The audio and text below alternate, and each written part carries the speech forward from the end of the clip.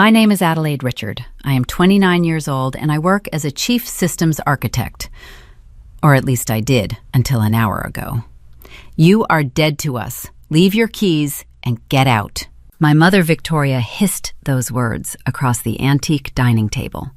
She did not yell. People in our tax bracket never yell. She just leveled her gaze at me the way someone looks at a broken appliance they are finally throwing away. I sat in a high-backed velvet chair, listening to the relentless Seattle rain against the floor-to-ceiling windows of our Lake Washington estate. Inside the room, the air felt sterile. My father, Edward, sat at the head of the table, slicing a grapefruit with a silver spoon. He did not look up. Beside my mother sat my sister Isabella and her husband, Preston. They wore matching expressions of quiet triumph. I spent 4 years building the digital nervous system that saved Richard Logistics from bankruptcy. I coded the proprietary routing algorithms that turned their failing regional freight company into a modern powerhouse. But my family did not understand cloud architecture or automated payment gateways. They only understood things they could touch: warehouses, diesel trucks, waterfront real estate.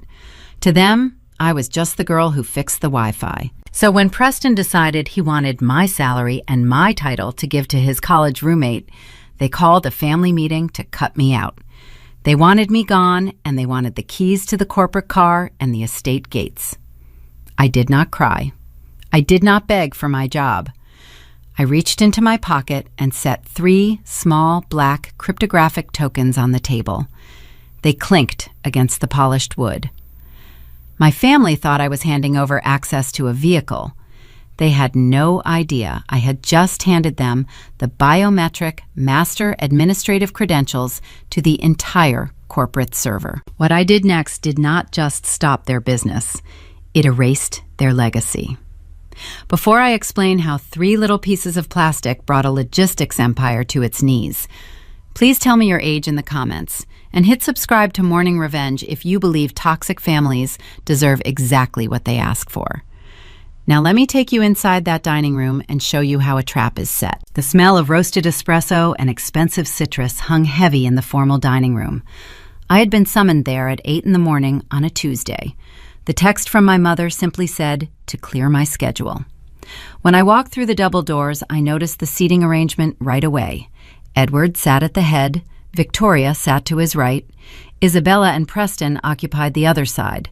A single chair sat empty at the far end, the defendant's chair. I pulled it out and the wooden legs scraped against the imported rug. Nobody offered me coffee.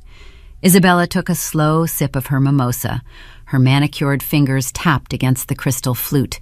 The condensation slid down the glass, pooling on the coaster. She wore a silk blouse that cost more than my first server rack.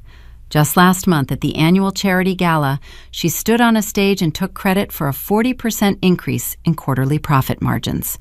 She smiled for the cameras and talked about her brilliant operational synergies. She did not mention the automated routing algorithm I built from scratch that actually generated those profits.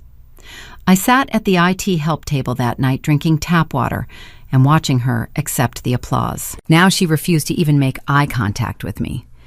Isabella traced the rim of her glass. She enjoyed this. We shared a childhood, but we never shared a level playing field. She went to finishing schools and galas. I spent my teenage years building motherboards in the basement. She viewed my intelligence as a social defect. Watching our parents strip me of my title gave her a visible thrill. The slight upward curve of her painted lips told me everything I needed to know. Preston cleared his throat and adjusted the cuffs of his tailored suit. He leaned forward, resting his forearms on the mahogany. Adelaide, we brought you here because the board had a serious discussion last night, Preston began. His voice carried the unearned confidence of a man who married into wealth. We are taking Richard Logistics in a new direction. The tech phase was a cute experiment, but the industry is changing. We need traditional management. I kept my hands folded in my lap, my fingernails pressed half moons into my palms. Preston spent the last 2 quarters ignoring the shipping manifests. His incompetence bled money from the regional freight division. The only reason the company stayed afloat was because my automated tracking systems constantly rerouted trucks to cover his delays. I acted as a digital safety net for his analog failures. Now he wanted to remove the net while standing on a tightrope. "What exactly does traditional management mean, Preston?" I asked. My voice stayed flat. I refused to give them the satisfaction of a tremor. Edward finally looked up from his grapefruit. Edward wiped his mouth with a linen napkin. He stared at me with eyes that mirrored the gray storm outside. He inherited Richard Logistics from his father. He believed real wealth was forged in steel and sweat. To him, the cloud was just a weather pattern. He viewed my server maintenance costs as a frivolous expense. He could not grasp that his entire client list lived inside encrypted databases hosted on my personal secure network. To him, a computer was no different than a typewriter, a tool you discard when it stops typing the letters you want. It means we are bringing in people who understand the physical reality of moving freight, Adelaide. You spend all day staring at screens. You do not know how a loading dock works. Preston has a team ready to step in, a firm out of Bellevue, real executives. My chest tightened. The firm out of Bellevue belonged to Preston's former college roommate, a man who still used paper ledgers and analog filing cabinets. They were going to replace a bespoke Amazon Web Services cloud infrastructure with a team of men in suits carrying clipboards. It was financial suicide. I looked at Victoria. She was watching me closely, waiting for the breakdown. She wanted me to plead. She wanted the validation of my tears to confirm her power over me. "Mother, you cannot rip out the digital routing system," I said carefully. "The entire supply chain relies on the automated payment gateways. If you hand this over to analog managers, the independent contractors will not get paid. The freight will stop moving." Victoria slammed her hand on the table. The sharp crack echoed off the vaulted ceiling. "Stop acting like you own this company, Adelaide." She spat the words out. "You built a glorified calculator.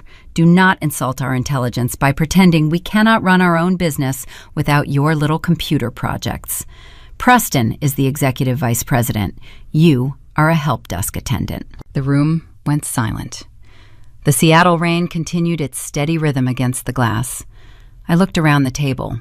4 people who shared my blood. 4 people who viewed me as a depreciating asset. I realized in that exact moment that I could never write a line of code beautiful enough to earn their respect. They hated what they could not comprehend, and they could not comprehend me. "We expect a clean exit," Victoria continued, her tone dropping to a frozen whisper. "You are done here. You are dead to us. Leave your keys and get out." She gestured toward the center of the table. She wanted the heavy silver fob for the corporate Mercedes. She wanted the brass gate pass for the Lake Washington property. She wanted physical proof of my banishment. I stood up. The fabric of my slacks brushed against the velvet chair. I reached into my blazer pocket. My fingers bypassed the car fob and the gate pass. Instead, I grasped the 3 FIDO2 cryptographic tokens. They were small black plastic devices no larger than a stick of gum. They looked cheap. They looked like promotional thumb drives you get at a tech conference. I placed them gently on the mahogany table. They made a dull clicking sound as they settled. Preston scoffed. He reached out and snatched one of the tokens, sliding it across the polished wood toward himself.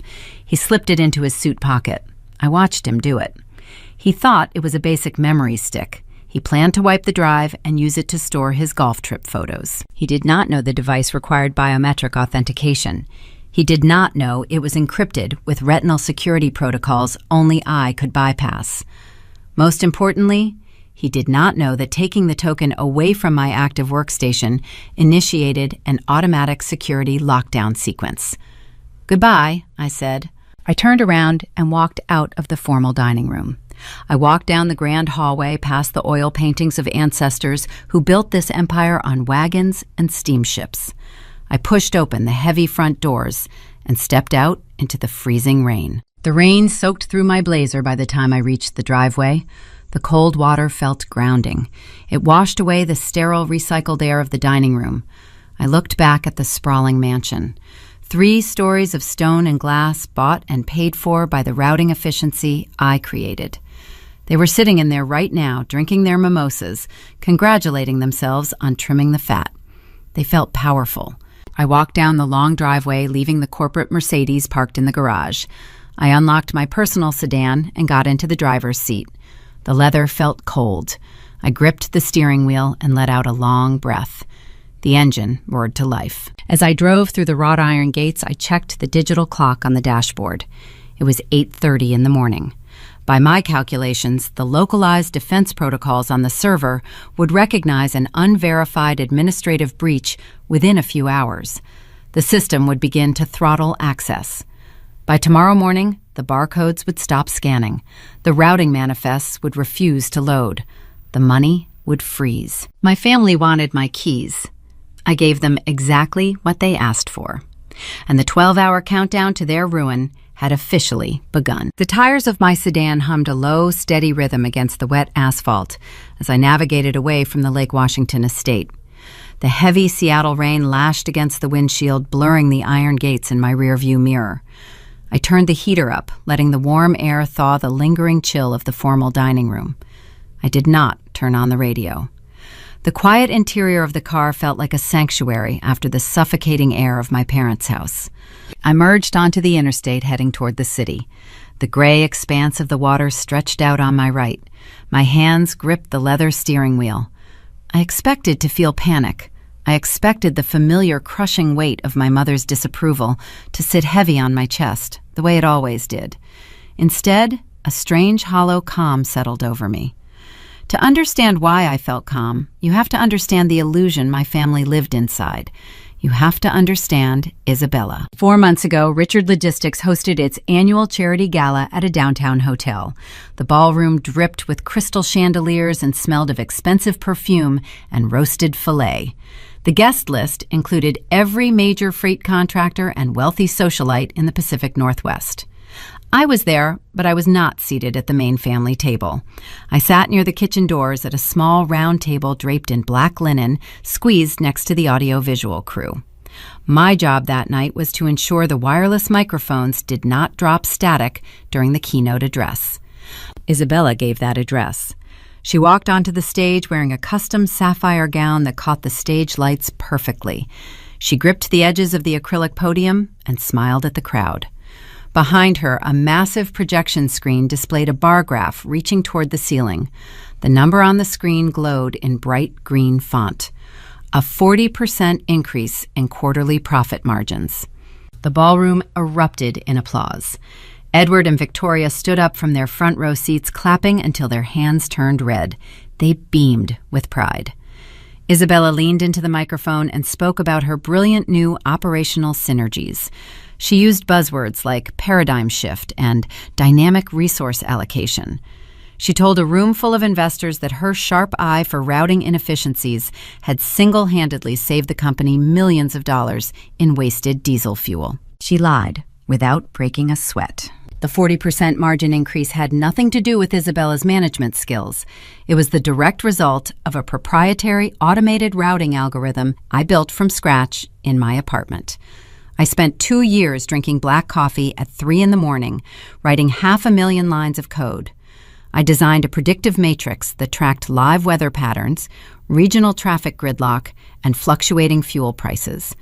My software rerouted our entire fleet of 300 trucks in real time, minimizing empty return trips and maximizing cargo loads. It was a flawless digital ecosystem. Isabella did not even know the login password to the system she was taking credit for. She just downloaded the financial reports I generated and pasted them onto a PowerPoint slide. I sat at the IT table watching her bask in the adoration. A loose auxiliary cable rested across my lap. I reached down to coil it, tracing the rubber wire with my thumb. From the stage, Isabella raised a crystal flute of champagne to toast our parents. As she brought the rim to her lips, her eyes scanned the back of the room. She found me sitting in the shadows next to a stack of spare speakers. She did not look away. She held my gaze over the rim of her glass. A slow, subtle smirk pulled at the corner of her mouth. It was a micro-expression, lasting less than a second, but it carried decades of history. The smirk said she owned my labor. The smirk said she could take my brightest achievements, wear them like a designer dress, and I would stay quiet in the corner, exactly where I belonged. That was the fatal flaw of the Richard family. They suffered from a pretentious Washington legacy mindset. They respected the roar of a diesel engine, the smell of warehouse dust, and the tangible weight of physical property. They viewed technology as a subservient tool. To my father, the cloud was just a trendy word for a filing cabinet. They lived in the shadow of the tech capital of the world, surrounded by the wealth of software giants. Yet they dismissed the digital nervous system required to run their own crumbling empire. They thought the trucks generated the wealth. They never realized the trucks were blind without my code guiding them. As I drove onto the floating bridge connecting Mercer Island to Seattle, the skyline of the city rose through the fog. The glass towers of the tech sector stood like monuments to a new era. An era my parents stubbornly refused to acknowledge. For 29 years, I stayed trapped in a psychological prison of my own making. I harbored a deeply ingrained, desperate need for their validation. I tolerated the dismissive comments. I absorbed the disrespect. I sat at the AV tables and fixed their broken routers. I let Isabella steal my data. I did it all because some wounded child inside me believed that if I just wrote a flawless enough script, they would finally see my value. I thought if I saved the family legacy, they would pull out a chair for me at the main table. But watching Victoria demand my keys this morning shattered the final bars of that prison. The realization washed over me clean and cold. No amount of elegant code would ever make them see me as an equal. I was auditioning for a role they never intended to cast. To them, I was not a daughter. I was a utility. And you do not thank a utility for keeping the lights on. You just expect it to work. I pressed my foot on the accelerator. The sedan surged forward, slicing through the rain. The hollow feeling in my chest began to fill with something else. It was not anger. It was clarity. By demanding I leave those 3 FIDO2 tokens on the mahogany table, they handed me my freedom. But they also sealed their own fate. I had not just resigned from Richard Logistics. I had permanently severed the artificial life support I was quietly providing to their legacy. Without those cryptographic keys, the cloud infrastructure had no administrator. I glanced at the digital clock on my dashboard. My thoughts drifted back to the dining room. I pictured Preston adjusting his tailored cuffs. I pictured the smug satisfaction on his face when he snatched the black token off the table and slipped it into his suit pocket. He thought he claimed a prize.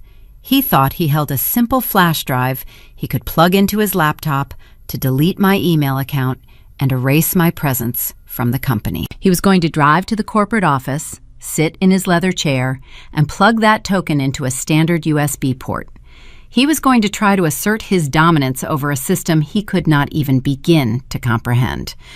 And the moment he typed in the wrong credential, the moment he failed the biometric handshake, the trap would spring shut. The dominoes would start to fall. My downtown Seattle high-rise apartment felt like a different planet compared to the damp, archaic, suffocating halls of my parents' estate. I walked through my front door and let the heavy electronic deadbolt slide shut behind me. The floor-to-ceiling windows of my living room offered a panoramic view of the Puget Sound. The city lights flickered against the low-hanging storm clouds. I did not turn on the overhead lights. I walked straight to my kitchen island, dropped my keys on the granite counter, and powered up my primary workstation. A massive, curved monitor hummed to life, casting a sharp blue glow across my face. I brought up the live network traffic interface for Richard Logistics. The screen populated with cascading lines of green data reflecting every active shipping route, every fuel transaction, and every server ping across the Pacific Northwest.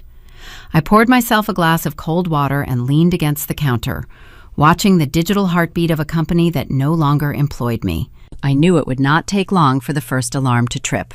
I knew exactly who would trigger it. Preston married my sister 3 years ago after meeting her at a private regatta. He possessed a perfect golf swing, a jawline carved out of marble, and a smile that belonged on a luxury dental brochure. He also possessed the intellect of a damp sponge. My father promoted him to executive vice president of the regional freight division, entirely based on his firm handshake and his ability to drink scotch with union bosses. Edward believed Preston represented the traditional masculine authority the company needed. Beneath that polished aristocratic veneer, Preston was a complete charlatan. His incompetence was not just a nuisance, it was a financial hazard. For the past 6 months, the regional freight division bled capital at an alarming rate. Trucks in Preston's sector frequently ran empty on return trips. Overtime hours skyrocketed without a corresponding increase in delivered tonnage. Fuel budgets vanished into thin air. He blamed the losses on inflation and unpredictable supply chain bottlenecks. Edward swallowed the excuses without a second thought. But my code did not care about Preston's tailored suits or his confident boardroom voice. My code was objective. The automated tracking algorithms I designed constantly monitored the telematics of every vehicle in the fleet. The software cross-referenced GPS coordinates with fuel receipts and contractor invoices. The digital matrix I built was slowly, quietly assembling a crystal-clear picture of gross financial negligence. The numbers indicated something far more sinister than simple incompetence. The data patterns suggested Preston was actively skimming operational funds and burying the losses inside padded vendor invoices. My tracking systems were dangerously close to exposing his massive embezzlement. A quarterly automated audit was scheduled to compile those discrepancies into a neat, unalterable PDF report and email it directly to the board of directors next week. Preston needed me gone before that script executed. That was the real reason he orchestrated the morning ambush at the dining table. He convinced Edward to fire me and replace my overcomplicated technology with an outdated analog management firm run by his former college roommate. It was a brilliant move for a criminal. Paper ledgers can be altered. Physical files can accidentally catch fire or get lost in a flooded basement. Cloud storage is immutable. Cryptographic logs cannot be bribed. He needed to drag the company back into the Stone Age so he could continue robbing it in the dark. I stared at the network monitor, tracing a blinking cursor across the black screen. The digital clock in the corner of my display rolled over to 8 o'clock in the evening. An alert suddenly flared bright yellow on my secondary screen. A login attempt registered on the administrative dashboard. I traced the IP address instantly. It originated from the executive suite at the Richard Logistics corporate headquarters in downtown Bellevue. Preston stayed late at the office. I closed my eyes and pictured the scene perfectly. Preston sitting behind his massive oak desk, a glass of expensive bourbon resting on a leather coaster. He probably felt like a conqueror. He successfully ousted the annoying little sister and secured his fraudulent empire. Now he wanted to assert his dominance over the digital realm. He wanted the ultimate alpha male satisfaction of clicking the delete button on my corporate email account. He wanted to draft a company-wide memo officially declaring my termination. To do that, he needed master administrative privileges. I watched the server logs update in real time.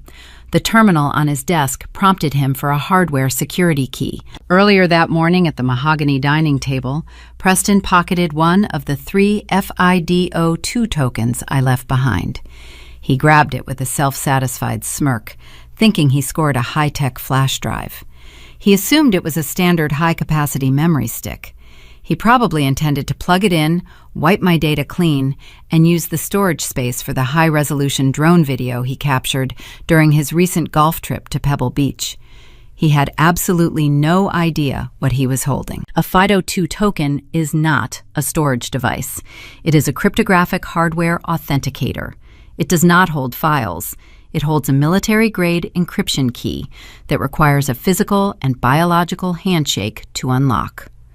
On my monitor, a line of text translated his actions. He pushed the little black token into the USB port of his corporate MacBook. The Richard Logistics firewall instantly woke up and demanded biometric verification. To grant access, the token required a retinal scan from my specific eye paired with the unique heartbeat rhythm transmitted by my encrypted smartwatch. Preston did not have my eyes. He did not have my pulse. He was a biological stranger knocking on the door of a fortress. I watched the login attempt fail. A second alert flashed on my screen. Preston tried again. He probably grunted in frustration, assuming the device was glitching. He clicked the bypass prompt, trying to force format the drive using standard factory override commands. He treated a titanium vault like a cheap padlock. He failed a second time. The security architecture I built was not a passive lock. It was an active, aggressive defense mechanism. When the server registered multiple unverified administrative breach attempts originating from an executive terminal, it did not just deny access. It assumed the network was under a hostile corporate takeover. A red warning banner cascaded across my curved monitor. The system authorized a localized defense protocol. I did not type a single command. I just stood in my quiet kitchen, holding my glass of water, watching my beautiful, flawless code defend itself. The first tier of the network lockdown initiated automatically. The server instantly revoked all active user sessions across the entire company. It severed the connection to the automated payment gateways, isolating the financial reserves to prevent theft.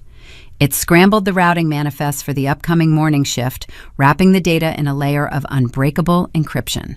The digital doors slammed shut, locking from the inside. Back in his plush Bellevue office, Preston probably stared at a blank screen for a few seconds. He likely scoffed, blamed the sudden freeze on my supposedly faulty programming, and unplugged the token. He packed up his leather briefcase, finished his bourbon, and took the elevator down to the parking garage. He drove home to his luxury condo, feeling victorious, entirely unaware of the invisible catastrophe he just unleashed. He thought he was wiping a flash drive for his golf photos. Instead, he gleefully danced on the trigger of a digital landmine. The trap was now fully armed. The network was locked, the administrators were exiled, the corporate database was functioning in a state of absolute paranoia, refusing to communicate with any terminal on Earth. I set my glass down on the granite counter and smiled. The night sky over Seattle grew darker as the storm raged on outside my window. The city slept peacefully, but a massive, invisible shockwave was already moving toward the Richard Logistics empire. Preston went to bed thinking he won the war. He had no idea he just armed a bomb that would detonate the moment the sun came up and the warehouse crews tried to start their day. The morning sun crested over the Seattle skyline, casting long gray shadows across the industrial port of Tacoma. Down on the waterfront, the air tasted of salt and heavy diesel exhaust. This was the physical heart of Richard Logistics. The main distribution hub spanned 3 city blocks. It was a sprawling concrete fortress where fleets of 18-wheelers arrived to ingest cargo before scattering across the Pacific Northwest. At 5:50 in the morning, the yard bustled with raw, mechanical energy. Air brakes hissed. Reverse warning chimes echoed off the corrugated metal walls. Hundreds of union freight loaders wore neon-reflective vests, drinking terrible break-room coffee to ward off the coastal dampness. They lined up at the loading bays, waiting for the digital dispatch signals. The entire operation relied on a synchronized ballet of information. Every pallet moving through those bay doors carried a specific barcode. Those barcodes communicated directly with my cloud routing algorithm, determining the precise weight distribution and optimal delivery sequence for every truck on the lot. It was a beautiful, invisible symphony of data.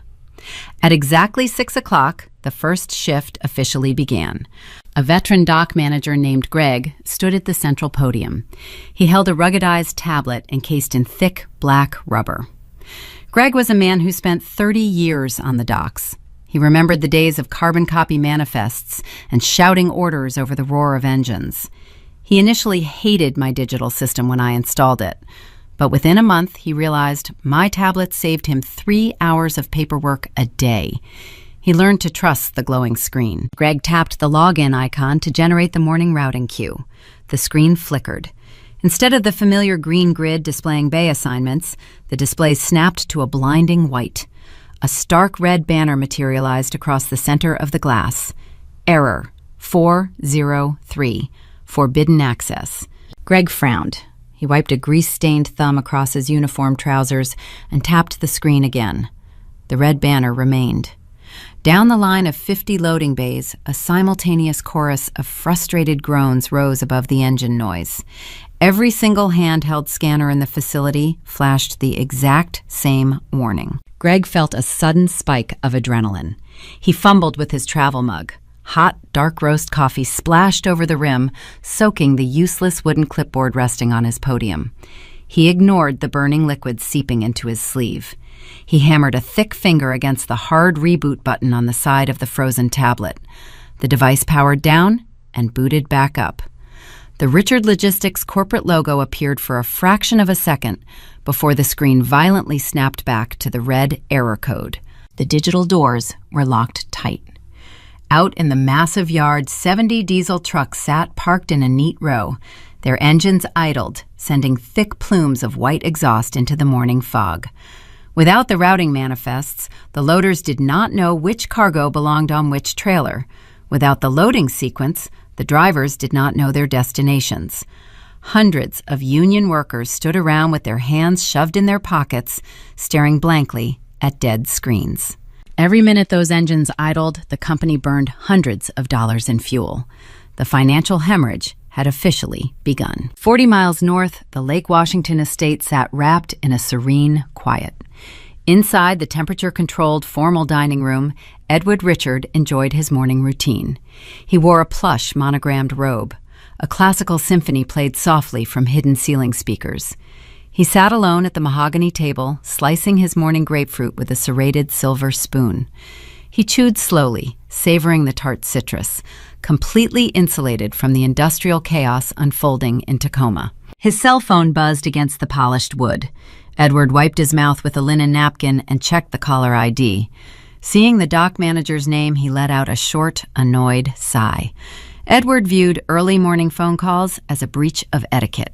He believed executives should only be disturbed for catastrophic events like a warehouse fire or a labor strike. A software glitch was beneath his pay grade. He answered the call, pressing the phone to his ear. Greg spoke in a rushed, frantic tempo. He explained the red screens. He described the idle trucks and the restless union drivers. He told Edward the entire loading dock was paralyzed because the central server refused to communicate with the hardware. Edward leaned back in his velvet chair and rubbed his temples. He treated the explanation like a toddler throwing a tantrum. This was the systemic conflict between his old world business philosophy and the new world infrastructure I built. Edward did not view a server lockout as a real emergency. He viewed it as a nuisance.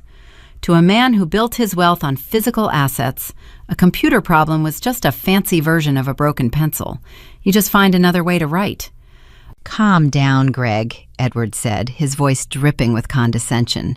"You are acting like the building collapsed. It is just a minor IT hiccup. Adelaide probably forgot to run a software update before we let her go yesterday. Just put the screens away and use the paper backups. Hand out the physical manifests and get those trucks on the highway." Edward terminated the call before Greg could reply. He set the phone face down and returned to his grapefruit, feeling satisfied with his own decisive leadership.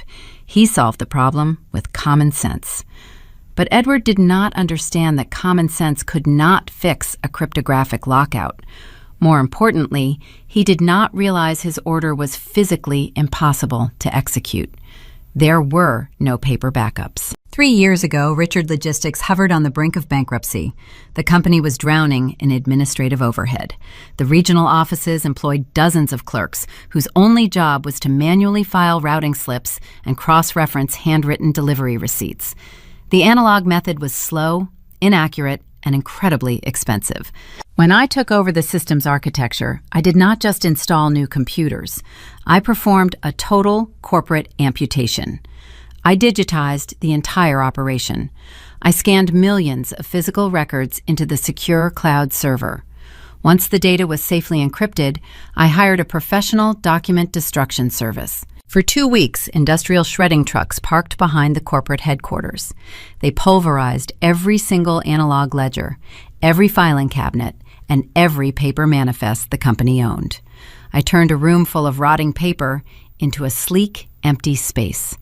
I saved the company millions in administrative waste. Edward never stepped foot in the filing room. He never noticed the cabinets were gone because the business ran flawlessly. He lived in a state of willful ignorance, assuming the old ways were always there, waiting in a dusty drawer, just in case the new technology failed. Back in Tacoma, Greg stared at his dead phone. He slowly lowered it to his side. He looked at the 50 empty bays. He looked at the idle trucks coughing smoke into the gray sky. He knew exactly what the filing room back at headquarters looked like. He knew there was not a single piece of paper capable of moving a single box on this dock. The reality of the situation began to set in. Without my digital routing system, Richard Logistics did not exist. It was just a collection of empty trucks and confused men standing in the rain. The idling engines burned through fuel reserves. The union drivers who were paid by the mile began to shout at the dispatch windows, demanding their routes. They were losing money.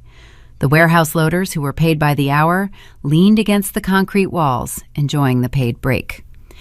The corporate bank account bled capital from both ends. I sat in my Seattle apartment watching the telemetry data on my screen. I could see the fuel gauges dropping on the fleet. I could see the localized network requests from the Tacoma hub hitting the firewall and dying instantly. The physical empire was suffocating inside a digital vacuum. My father thought he could command a warehouse to run on sheer willpower. He thought his authoritative tone could override a military-grade security protocol. He was happily eating his breakfast, while the company he inherited slowly choked to death. But the paralyzed loading dock was only the first symptom of the disease.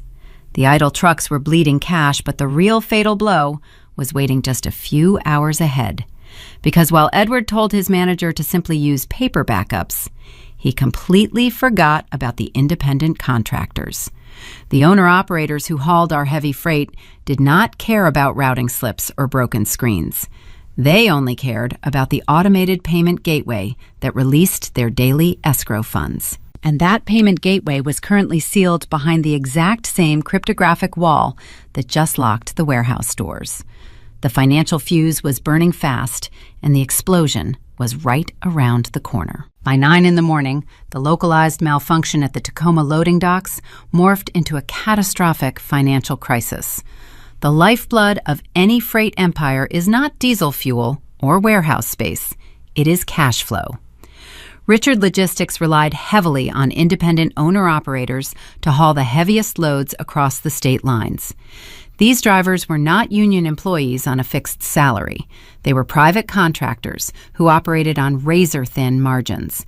They fronted their own expenses, paying out of pocket for fuel, maintenance, and highway tolls. They depended on a daily escrow release to keep their personal businesses afloat. When I took over the systems architecture, I wrote a script to automate that exact process. Every morning at precisely 9 o'clock, the server calculated the delivered tonnage, verified the GPS route logs, and communicated directly with the corporate banking gateway to release the funds. It was a flawless digital ecosystem that kept the drivers happy and the freight moving. At exactly 9 o'clock, the server woke up and attempted to execute the daily financial script. The command hit the internal firewall and shattered. Without the biometric authorization from my cryptographic hardware, the network refused to speak to the bank. The transaction pipeline froze instantly. The automated notification system, however, was hosted on a separate external relay and functioned perfectly. Across the Pacific Northwest, over 200 freight drivers received a simultaneous text message on their cellular phones. Men sitting in highway diner booths, pouring syrup over their pancakes, looked down at their screens. Drivers idling at way stations picked up their devices. The message was brief and devastating. Transaction failed. Escrow frozen. Insufficient authorization. Inside the Bellevue corporate headquarters, the reaction was immediate. The bullpen of the executive floor consisted of 30 customer service representatives sitting behind glass partitions.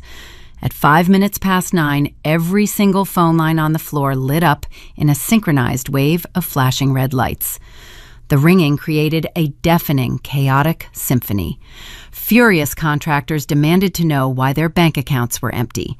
The representatives had no answers because their own computer terminals were locked behind a stark white error screen. Down the hall in the corner executive suite, Preston sat behind his imported mahogany desk.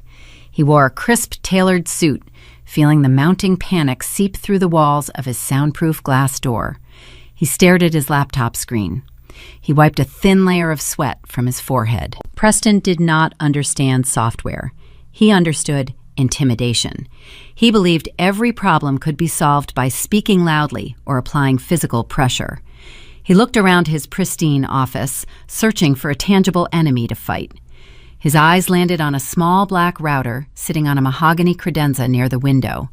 A single red light blinked rhythmically on the front panel, indicating a loss of internal network connectivity. Preston stood up and walked over to the credenza. He knelt and grabbed the thick power cable connecting the router to the wall outlet. He yanked the cord, pulling the plug free. He stood there holding the plastic prong, counting to 10 in his head. He foolishly believed that restarting a local internet relay would somehow reboot a decentralized, multi-million-dollar Amazon Web Services cloud cluster. He treated enterprise-grade cyber infrastructure the same way he treated a frozen cable television box in his living room. He plugged the cord back into the wall. The router hummed to life. The green lights flashed for a brief, hopeful second before the red indicator returned, blinking its steady, mocking rhythm. Preston marched back to his desk and dropped into his leather chair. He cracked his knuckles and typed his newly granted executive credentials into the financial portal. He intended to manually override the escrow freeze and push the payments to the drivers. He hit the enter key with a heavy, authoritative strike.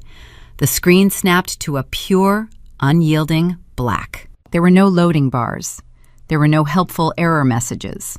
A single line of crisp, green text appeared in the center of the display.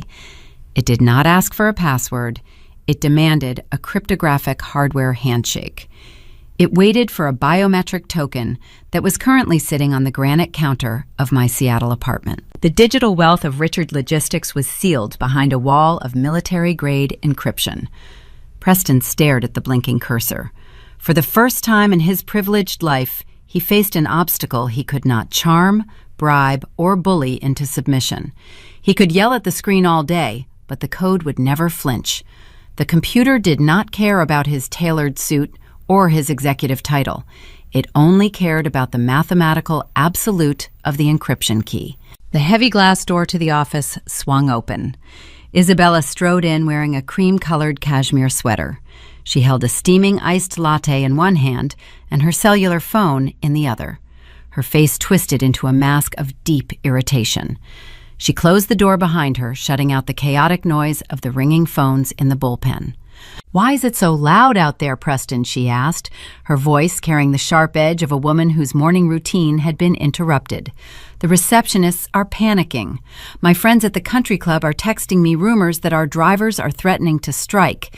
Fix this right now. It is embarrassing." Preston pointed a trembling finger at his laptop screen. "I cannot fix it, Isabella. The entire financial dashboard is frozen. The system is demanding some kind of hardware key. It will not let me access the banking gateway to pay the contractors." Isabella sighed loudly. She rolled her eyes and took a slow sip of her expensive latte. She leaned against the edge of his mahogany desk, projecting an aura of supreme arrogance. "Then just call customer service, Preston," she snapped. "Tell them we are corporate VIPs and demand they reset the server. Do I have to manage every little crisis myself?"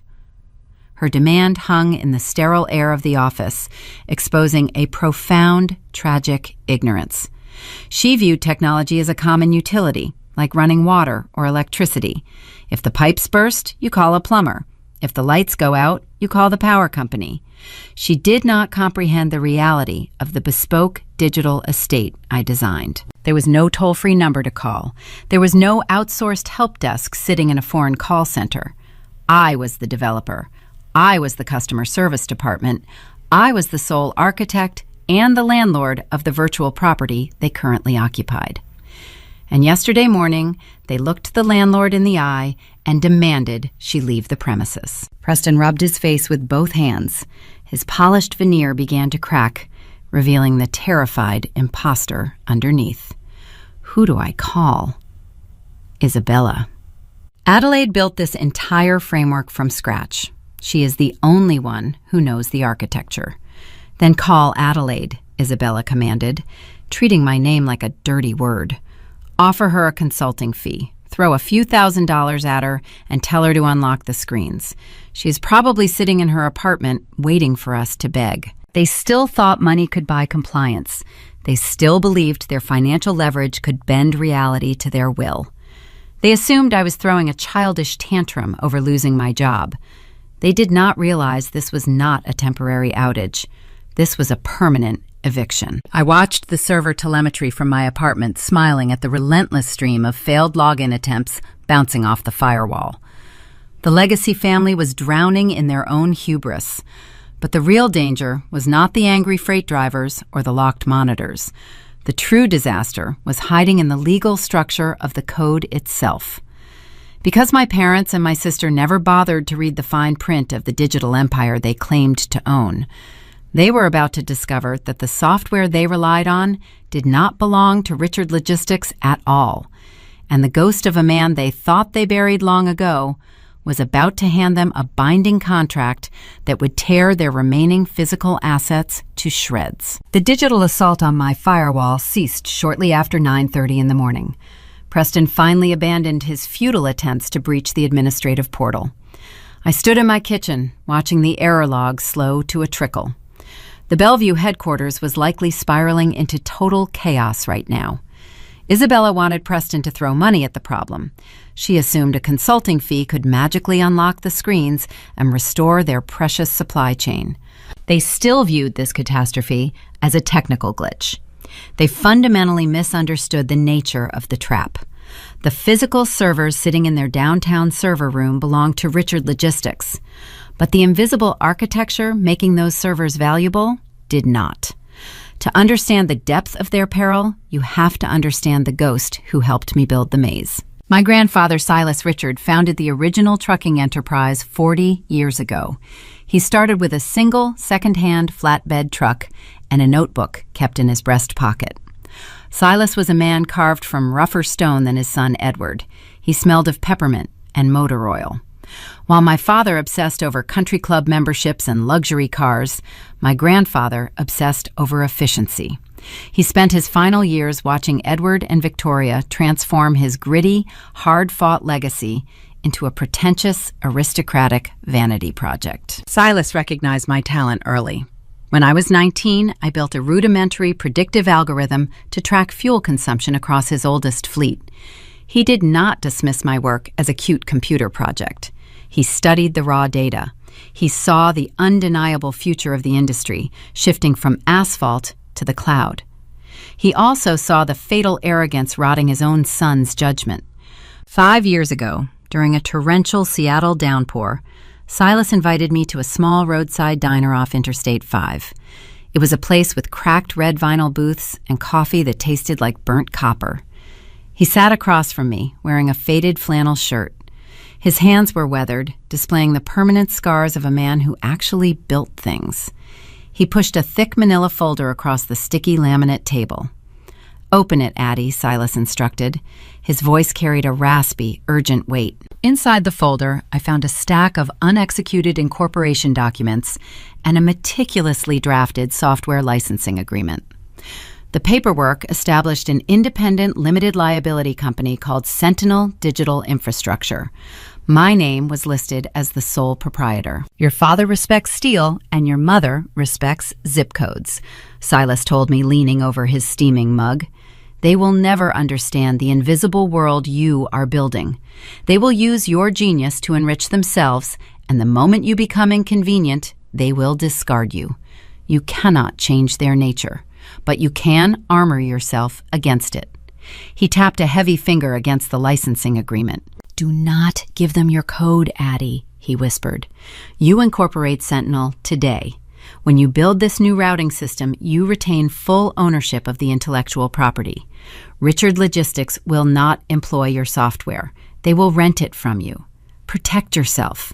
They only respect what they can touch, so you must control the things they cannot see. Silas passed away 3 months after that diner meeting. Edward took full control of the boardroom and immediately began bleeding the capital dry to fund his opulent lifestyle. I followed my grandfather's final piece of advice to the letter. I formed Sentinel Digital Infrastructure. I built the bespoke cloud architecture entirely under the umbrella of my own holding company. When I deployed the system, I presented Edward with a standard vendor contract. My father never possessed the patience to read legal documents. He viewed administrative tasks as peasant work. He saw the bold heading for IT maintenance and server upkeep. He glanced at the monthly fee, which I intentionally priced just low enough to avoid board scrutiny.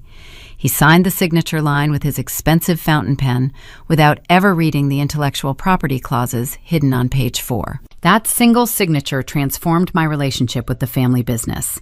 I was technically an employee holding the title of Chief Systems Architect, but my LLC was an independent vendor providing a mission-critical software license. The contract contained a very specific poison pill. Section 7 outlined the terms of termination. It stipulated that if Richard Logistics ever severed my employment without a formal 90-day transition period and a negotiated intellectual property buyout, the software license would instantly revoke. The code would immediately revert to the sole custody of Sentinel Digital Infrastructure. Any attempt to access or utilize the routing matrix after termination without my explicit written consent constituted a material breach of contract and unauthorized access to a protected digital asset. Yesterday morning in the formal dining room, Victoria abruptly banished me. She demanded my keys and ordered me off the premises. She executed a hostile, immediate termination. She thought she fired a disobedient daughter.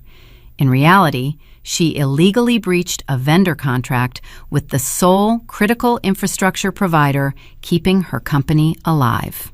The moment I walked out the front doors of the Lake Washington estate, the software license evaporated. The code recognized the sudden termination of my administrative credentials. The subsequent network lockout was not an act of sabotage or a petty revenge tactic. It was an automated, legally binding measure of ironclad self-preservation. The servers locked down to protect my intellectual property from corporate espionage.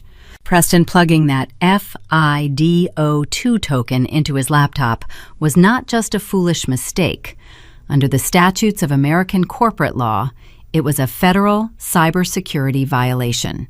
He attempted to force entry into a proprietary system owned by an external vendor. The Richard family no longer possessed the legal right to view their own shipping manifests. They were trespassing on my digital property. I walked over to the windows overlooking the gray, choppy waters of the Puget Sound. The payoff of this trap was meticulously grounded in the cold, rigid reality of modern commerce. My family worshipped the law when it protected their real estate and their trust funds. Now those exact same legal principles were tightening like a noose around their necks. I returned to my primary workstation and opened my encrypted legal inbox. At precisely 10 o'clock, the Sentinel automated compliance script executed its final directive. It generated a formal cease and desist notice paired with a breach of contract notification. The system emailed the PDF documents directly to the Richard Logistics corporate legal department, to Edward and to Victoria. The documents outlined the immediate revocation of the software license. The legal language was stark, uncompromising, and devoid of any familial sentiment. It demanded they halt all attempts to access the Sentinel architecture or face crippling civil litigation. They were currently sitting in their Bellevue offices realizing they could not bully a computer. In a few short minutes, their general counsel would walk into the executive suite and inform them they could not bully the law either. They were legally paralyzed. The physical empire was entirely decoupled from the digital brain required to operate it. The silence in my apartment felt profound. I spent my entire life desperate for their validation, trying to earn a seat at a table that was built to exclude me. Silas knew better. He gave me the blueprint to build my own table. Suddenly, the quiet was shattered. My personal cell phone began to vibrate rapidly against the polished granite countertop. The screen illuminated, projecting a harsh white light into the dim kitchen. I looked down at the caller ID. It was Victoria. The panic had finally reached the matriarch. The realization of their vulnerability was setting in, and the arrogant facades were crumbling. I let the device buzz, watching it inch slowly across the stone surface. The next phase of the collapse was calling, and I was exactly where I needed to be. My personal cell phone vibrated against the dark granite kitchen island. The harsh mechanical buzzing shattered the profound quiet of my apartment. I did not rush to pick it up. I stood perfectly still, holding a slender gooseneck kettle filled with boiling water. I focused on my morning coffee routine. Pour-over coffee requires patience. It demands a slow, steady hand and a precise measure of gravity. I tilted the metal spout and watched a thin stream of hot water cascade over the fresh artisan grounds resting in the glass funnel. The dark roasted beans bloomed, releasing a rich, earthy aroma that filled the kitchen. The phone continued its relentless dance across the stone surface. I glanced at the illuminated screen. The caller identification displayed the name Victoria Richard in stark white letters. The panic had finally breached the executive suite. It was 11 o'clock in the morning. 4 hours had passed since the barcode scanners failed in Tacoma, and 2 hours since the automated payment gateways rejected the freight contractor escrows. The crisis was no longer a contained digital anomaly. It was a physical disaster. I kept my hand steady, pouring the hot water in tight, concentric circles. The screen on my phone went dark for a brief second before illuminating again. Victoria was calling back immediately. She possessed zero tolerance for being ignored. I set the kettle down and watched the digital display flash until the call rolled over to the answering service. A small red notification bubble popped up, indicating a new voicemail message. I reached out and tapped the speaker icon. The audio began with a sharp intake of breath. Victoria always believed volume equated to authority, but her voice trembled. The pristine, aristocratic composure she wore like a suit of armor was visibly fraying. In the background of the recording, I could hear the muffled, chaotic shouts of the customer service bullpen. "Adelaide, pick up the phone right now," Victoria demanded. Her tone was sharp, clipped, and laced with genuine panic. She did not call to apologize. She did not call to negotiate or ask for a truce. The matriarch of the Richard family was constitutionally incapable of admitting defeat. Instead, she attempted to bark orders, treating me like a truant employee who had wandered off shift. "We have a situation down here," Victoria continued, her voice rising an octave. "The Tacoma warehouse is in a state of absolute mutiny. The union foremen are threatening a walkout because the dispatch screens are blank. Our top 3 independent freight vendors just served our legal department with formal notices of breach of contract. They claim their escrow accounts are empty. And Edwards Broker just called to warn us that the corporate stock valuation is starting to tremor based on rumors of a supply chain collapse." I leaned against the granite counter, listening to the catalog of their destruction. The empire was unraveling at a breathtaking pace. Every physical asset they prized was rendered useless because the digital brain was gone. "Stop pouting and get in your car," Victoria snapped. Her breath hitched, betraying her terror. "Come back here and fix the router this instant. I will not let you throw a childish tantrum and ruin our quarterly projections. You fix the Wi-Fi, and then we will discuss your severance package." The voicemail ended with a loud click. I stood in the dim light of my kitchen and let out a quiet laugh. The absurdity of her demand was almost poetic. She just listed a catastrophic cascade of systemic failures affecting multiple states and millions of dollars in revenue. Yet she still believed the root cause was a broken local network router. She thought I was sulking in my bedroom, refusing to plug a cord back into the wall. She viewed the impenetrable cryptographic vault I built as nothing more than a stubborn Wi-Fi connection. I picked up my phone and deleted the message. I chose silence. Setting a boundary requires more than just walking away. It requires staying away when the fire starts. For 29 years, I rushed to extinguish every blaze my family ignited. I repaired their mistakes, covered their inefficiencies, and translated their archaic business practices into modern, profitable code. They grew accustomed to my invisible labor. They expected me to surrender the moment they raised their voices. My silence was the heaviest weapon I possessed. By refusing to answer, I stripped Victoria of her primary tactic. She could not manipulate a person who refused to engage. She could not intimidate a dial tone. Back in the Bellevue corporate headquarters, the silence hit them like a physical blow.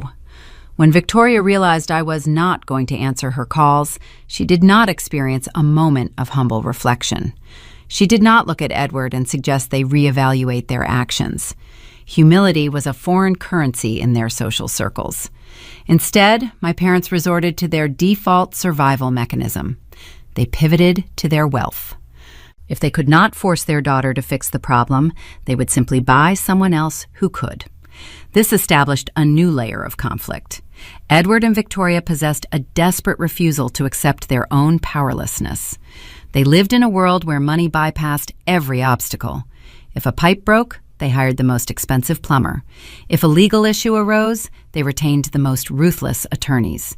Edward, pacing the length of the executive boardroom, made an executive decision. He refused to be held hostage by his own child. He ordered Preston to contact an elite boutique cybersecurity firm located in the heart of downtown Seattle. These were not standard information technology technicians. They were digital mercenaries. The firm catered exclusively to high-net-worth individuals and Fortune 500 corporations. They specialized in hostile network recovery data extraction and bypassing compromised administrative protocols. They charged exorbitant hourly retainers and promised immediate results. Edward authorized a blank check. He believed that any software architecture built by a 29-year-old woman could easily be dismantled by a team of highly paid male consultants wearing expensive suits. He assumed his financial capital could effortlessly crush my intellectual capital. The tension in the narrative shifted. It moved away from my internal, emotional suffering and transferred directly to the external unraveling of the Legacy family. They were no longer fighting me. They were fighting my phantom. They were going to war against the flawless, automated defenses I left behind. Isabella, feeling a renewed sense of arrogant confidence, poured herself another cup of coffee in the break room. She told the panicking receptionists to calm down, assuring them that real professionals were on the way to handle the glitch. She sneered at the idea that my code could withstand a team of corporate hackers.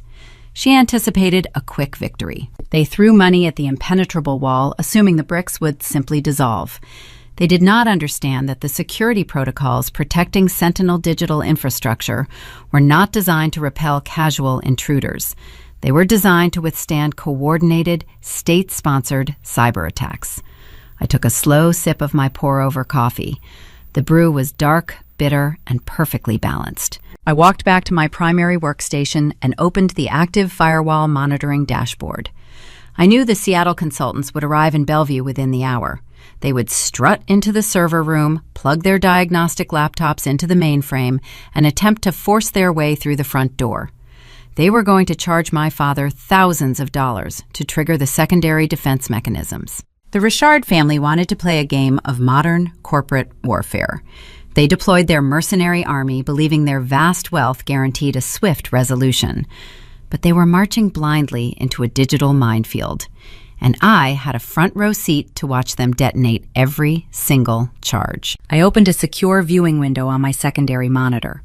While the main corporate subnet remained locked down, I maintained a silent back door to the physical security cameras inside the Bellevue server room.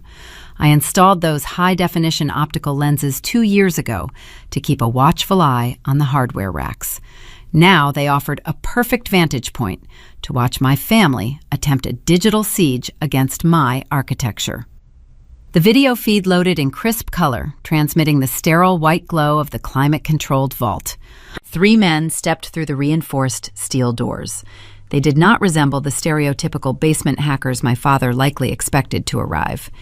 These men wore bespoke Italian suits and carried brushed aluminum briefcases.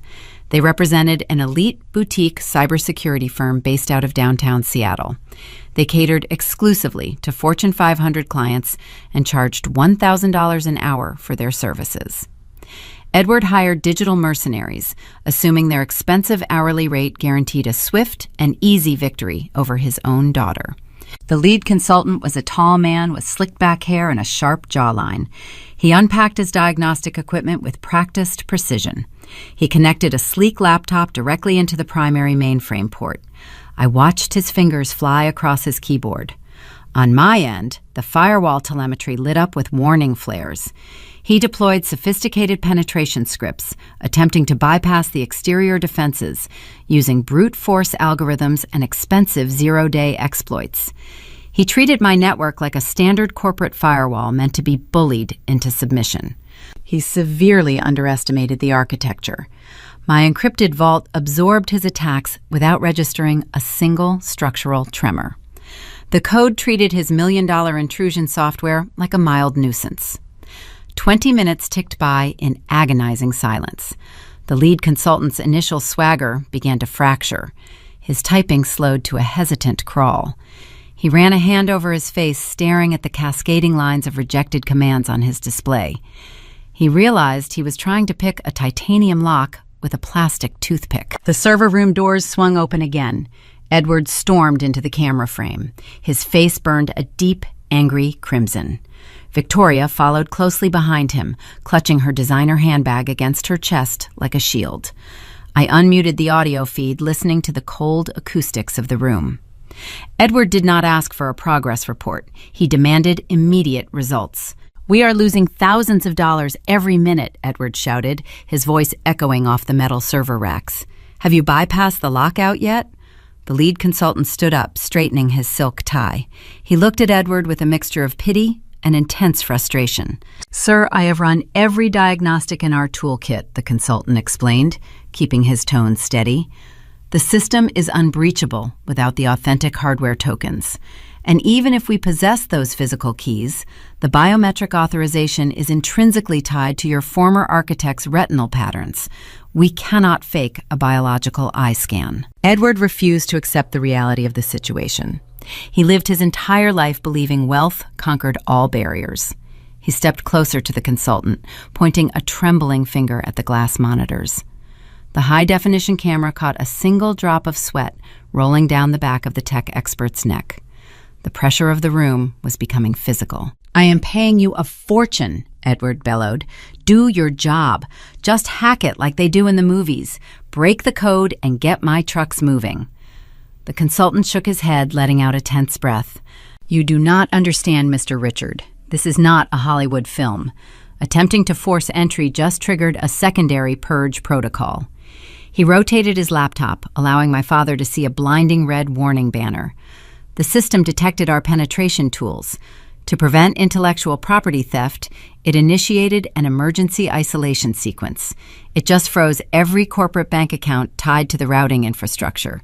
Your operating funds are now sealed inside a digital vault. Victoria gasped, pressing a hand to her throat. Edward turned pale. The realization washed over them in a suffocating wave. They were no longer just unable to route their freight. They were cut off from their own cash reserves. They could not pay their union workers. They could not purchase diesel fuel. Their financial liquidity evaporated in a matter of seconds. The old world money they prided themselves on was now held hostage by New World technology. The tension in the room grew unbearable. Then Preston stepped into the camera frame. He wore a smug, self-satisfied expression. He saw an opportunity to play the hero and secure his position as the new heir to the dynasty. He reached into the inner pocket of his tailored jacket and produced the small black cryptographic token.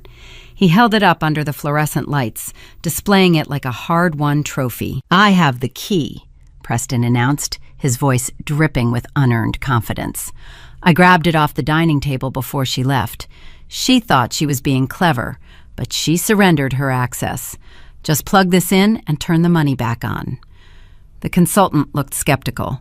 He understood the token required a biological match, but the mounting pressure from Edward forced his hand. He took the small plastic device and inserted it into the designated terminal slot.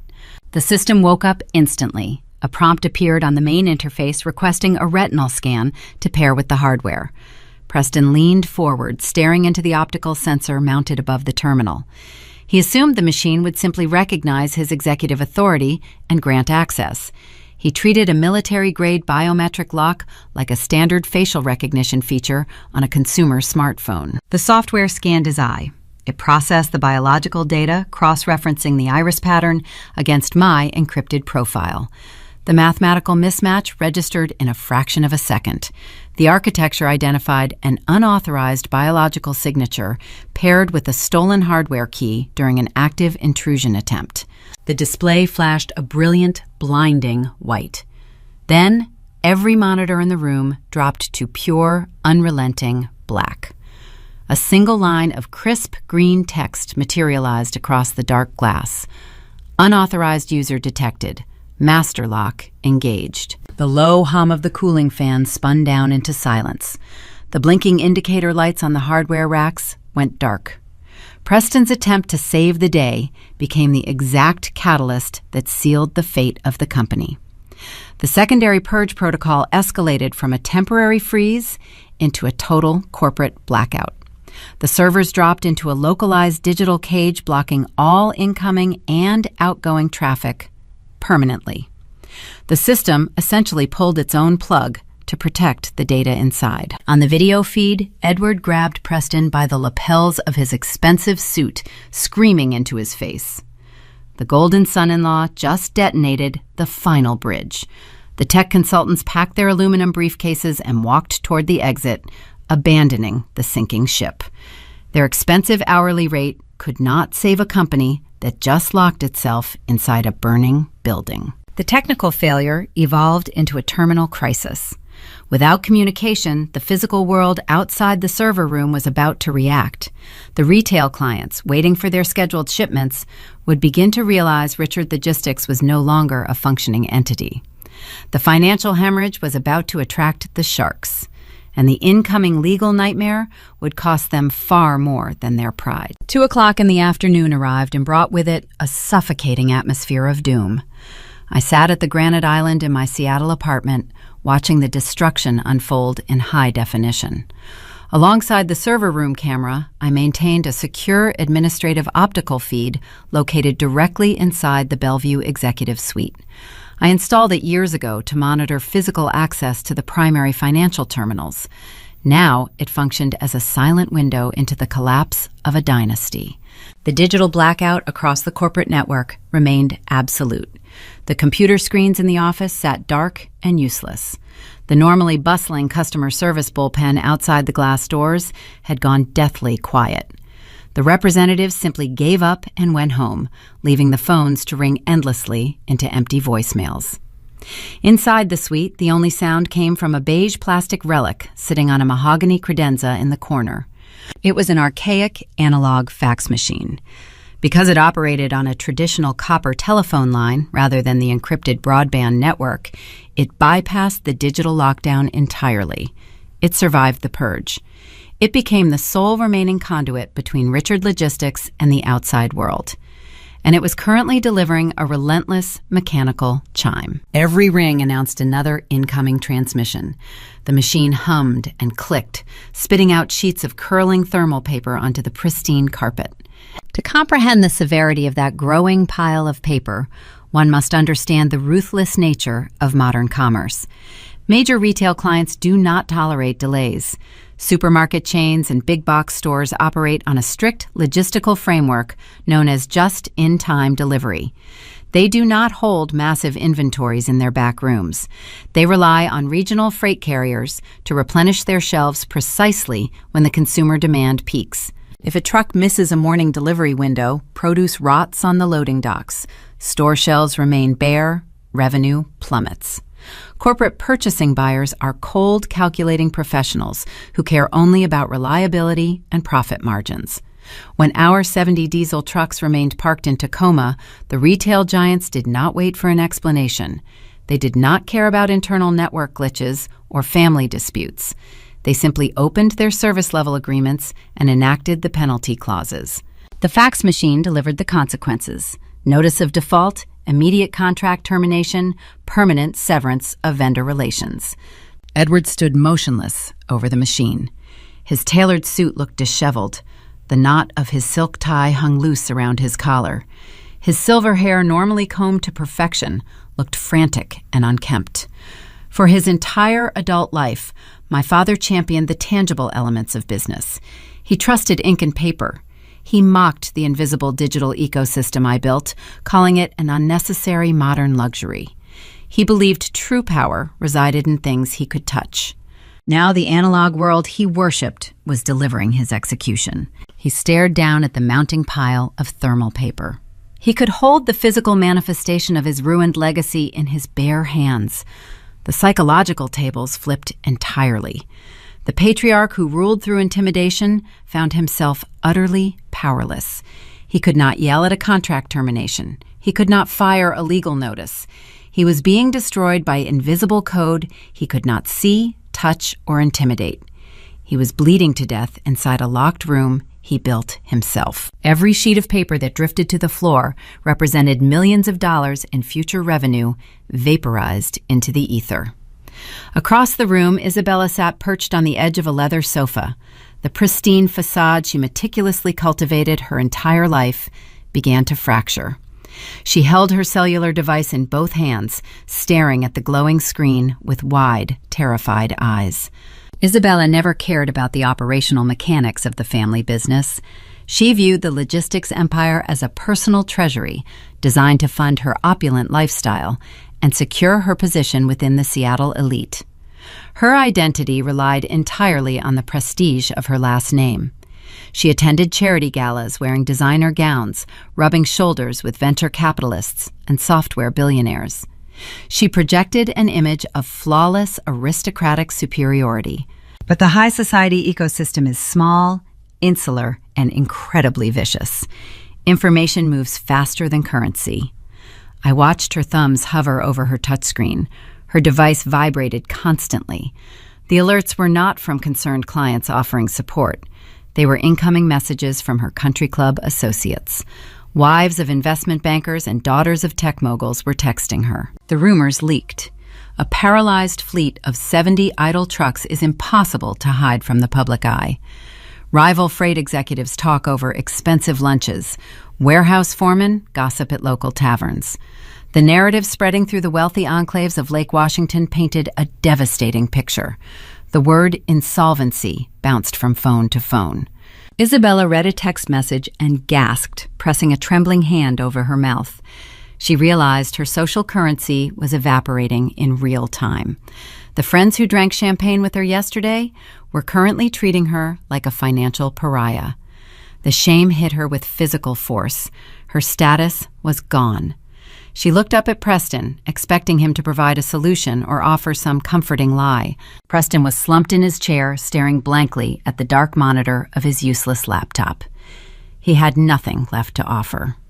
The golden son-in-law was exposed as a hollow fraud. I took a slow breath, letting the reality of the moment settle over me.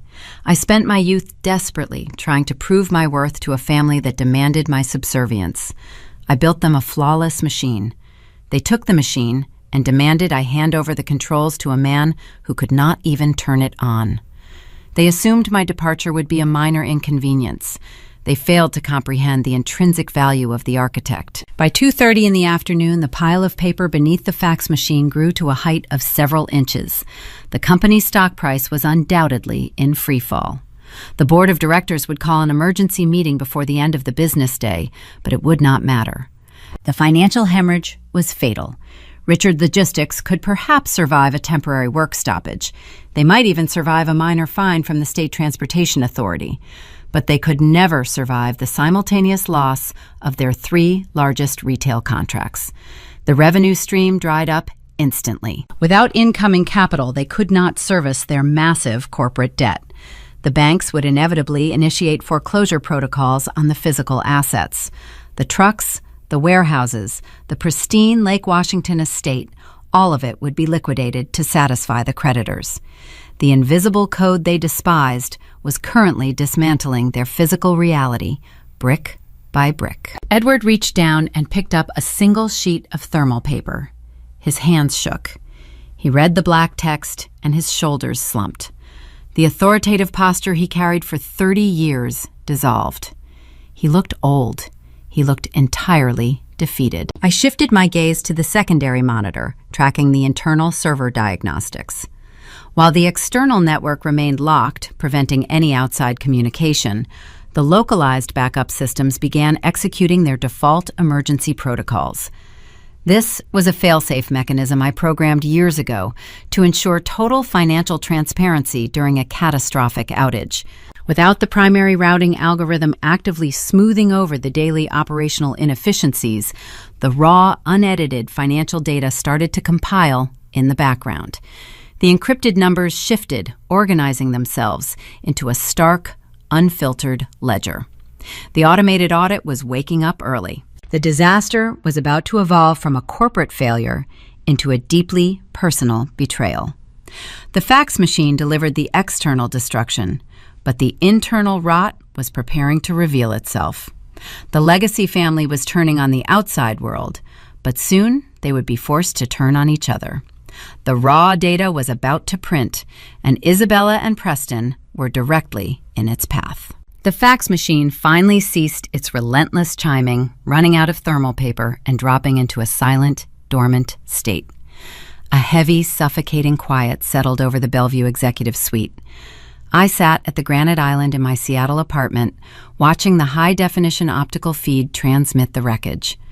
Edward stood ankle-deep in the shredded remains of his retail contracts, breathing in shallow, ragged gasps. The external bleeding stopped, simply because there were no more clients left to lose, but the internal reckoning was merely powering up. Across the room, a heavy industrial laser printer sat on a reinforced oak stand. It was a legacy device, hardwired directly into the localized backup accounting mainframe. It did not require a broadband connection to function. When I designed the Sentinel architecture, I built a specific fail-safe mechanism into the local intranet. If the primary cloud routing algorithm ever suffered a catastrophic disconnection, the localized software would immediately default to an emergency audit mode. It was a fail-safe, programmed to preserve financial transparency during a total systemic collapse. The machine groaned to life. The sudden mechanical whirring caused Isabella to flinch on the leather sofa. A bright green indicator light flashed on the display panel, casting a sickly glow across the dim office. The printer began pulling reams of heavy white paper from its lower tray. The rhythmic thwack of the ink drum hitting the pages echoed through the room, accompanied by the faint, sharp smell of warm ozone. Edward dragged his heavy feet across the carpet, approaching the device. He reached out and snatched the first page as it slid into the output tray. He held the warm paper close to his face, expecting to see standard error logs or meaningless system diagnostic codes. He did not expect to see a raw, unedited ledger of the last 30 days of corporate spending. For years, the patriarch only viewed the highly polished, optimized financial summaries I generated for the board of directors. My predictive matrix constantly smoothed over the daily operational deficits. If a truck burned too much diesel fuel, my code instantly offset the loss by reallocating a higher yield cargo load to the return trip. I masked the rot, keeping the numbers looking pristine. Now, without my algorithm running interference, the unadulterated data poured out into the physical world. Edward stared at a single highlighted line item near the bottom of the second page. His hands began to shake. The crisp white paper trembled uncontrollably between his fingers, producing a rapid crinkling sound. He read the numbers again, blinking fast as if his vision were failing him. The ledger detailed a series of staggering, unauthorized capital transfers originating from the regional freight division. Hundreds of thousands of dollars meant for highway tolls, fleet maintenance, and union pensions were systematically diverted. The money vanished into a web of obscure holding accounts and shell corporations. Preston was skimming the operational budgets on a breathtaking scale. He used the daily chaos of the supply chain to bury his theft, assuming the immense volume of transactions would obscure his tracks forever. Edward turned to the third page. His breathing grew harsh and irregular. He found the digital authorization logs for every single fraudulent transfer. Preston initiated the withdrawals, but the internal banking safeguards required a secondary executive approval to clear the funds. The signature stamp resting next to every missing dollar belonged to Isabella. Isabella spent her entire life insulated from consequences. Victoria shielded her from criticism, ensuring the Golden Child never faced a single reprimand for her shortcomings. When Edward appointed Isabella as the Vice President of Internal Logistics, she treated the position as a ceremonial title. She possessed zero financial literacy. She simply logged into her dashboard every Friday afternoon and blindly authorized whatever invoices Preston placed in front of her. She traded her fiduciary responsibility for the luxury of a stress-free day at the country club. She rubber-stamped her own family into oblivion. Edward slowly lowered the stack of papers. He turned around to face his son-in-law. The patriarch looked past the tailored suit and the polished smile, finally seeing the parasite draining his lifeblood. "Where is the maintenance fund?" Preston Edward asked. His voice dropped to a low, dangerous whisper. The color drained entirely from his face, leaving a pale, sickly pallor. Preston swallowed hard, his Adam's apple bobbing in his throat. He took a small step backward, bumping his hip against his mahogany desk. "I do not know what you are talking about, Edward. The software is glitching. You cannot trust those numbers. Adelaide probably manipulated the code before she left to frame us." Edward crossed the room, closing the distance between them in 3 long strides. He slammed the stack of warm printed ledgers against Preston's chest. The younger man stumbled, fumbling to catch the falling pages before they hit the floor. "This is a hardwired local backup," Edward growled, pressing his finger into Preston's sternum. "This has nothing to do with her cloud. This is raw, unedited bank data. You drained the pension reserves. You stole from this company." Victoria stood up from her chair.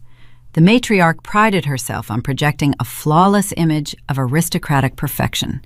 She believed her lineage placed her above the petty, squalid crimes of common thieves. She marched over to Preston, snatching a fallen page from the carpet. She read the bold black numbers. Her eyes widened, taking in the sheer magnitude of the embezzlement. Then she saw the secondary authorization line. Victoria whipped her head around, staring at Isabella. The Golden Child sat frozen on the leather sofa, clutching her cellular phone against her chest. Isabella looked small, fragile, and terrified. "You signed these," Victoria said. The question carried the sharp edge of a razor blade. Isabella stammered, her voice cracking under the intense scrutiny. "Mother, I did not know. Preston told me they were routine vendor payments. He said the routing software required manual overrides to pay the contractors on time. I just clicked the approval button so we could go to dinner." The pristine family image shattered into a million jagged pieces.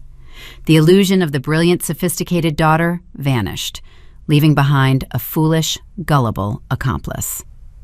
Victoria let out a piercing, visceral scream. It was not a dignified sound.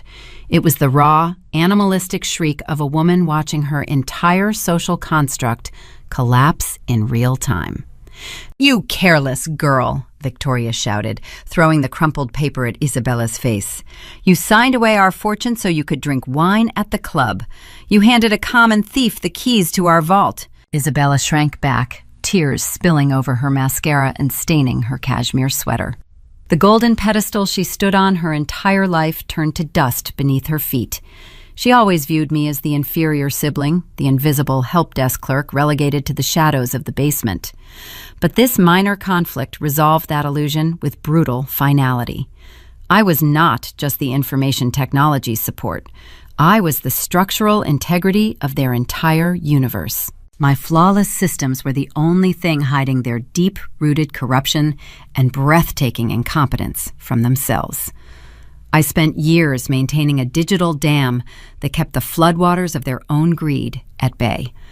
The moment they forced me out, the dam broke, washing away their dignity, their wealth, and their freedom. Preston tried to defend himself, raising his hands in a desperate, placating gesture. "Edward, we can fix this. We just need to move some capital around. Once we get the trucks moving again, we can balance the sheets before the auditors notice." "There is no capital left," Edward barked, his voice cracking with profound despair. "The retail clients are gone, the escrow accounts are frozen tight, and now I have written proof that my own executive team embezzled hundreds of thousands of dollars. If the creditors see this paper, they will not just foreclose on the estate, they will call the federal authorities. We are going to prison." A suffocating terror filled the executive suite. The realization of their vulnerability eclipsed the initial panic of the locked servers. They were facing immediate criminal liability. The raw data pouring out of the printer represented a loaded weapon pointed directly at their heads. Edward looked at the blinking red light on the useless local router. He looked at his weeping daughter and his treacherous son-in-law. He realized there was only one person on Earth who possessed the intellect and the access to bury this disaster. They needed my algorithm to scrub the data. They needed my cryptographic keys to unlock the vault and hide their sins behind a wall of military-grade encryption. The patriarch straightened his ruined tie. He turned away from the wreckage of his family. He knew they could no longer hide behind their wealth or their social standing. They had to leave their physical fortress and face the architect they discarded. The battle was shifting to my territory. The digital displays inside my apartment painted the walls with a quiet blue luminescence. I spent the last several hours watching my parents' empire crumble from the safety of my high-rise sanctuary. The adrenaline that fueled my morning began to recede, leaving behind a profound stillness. I needed to step away from the monitors. I needed a physical anchor to remind me that the world outside their chaos still existed. I grabbed my keycard and walked out of my unit, stepping into the pristine hallway. The architecture of my building reflected everything the Richard family despised. It was a monument to modern synthetic precision. The walls were lined with frosted glass and brushed steel.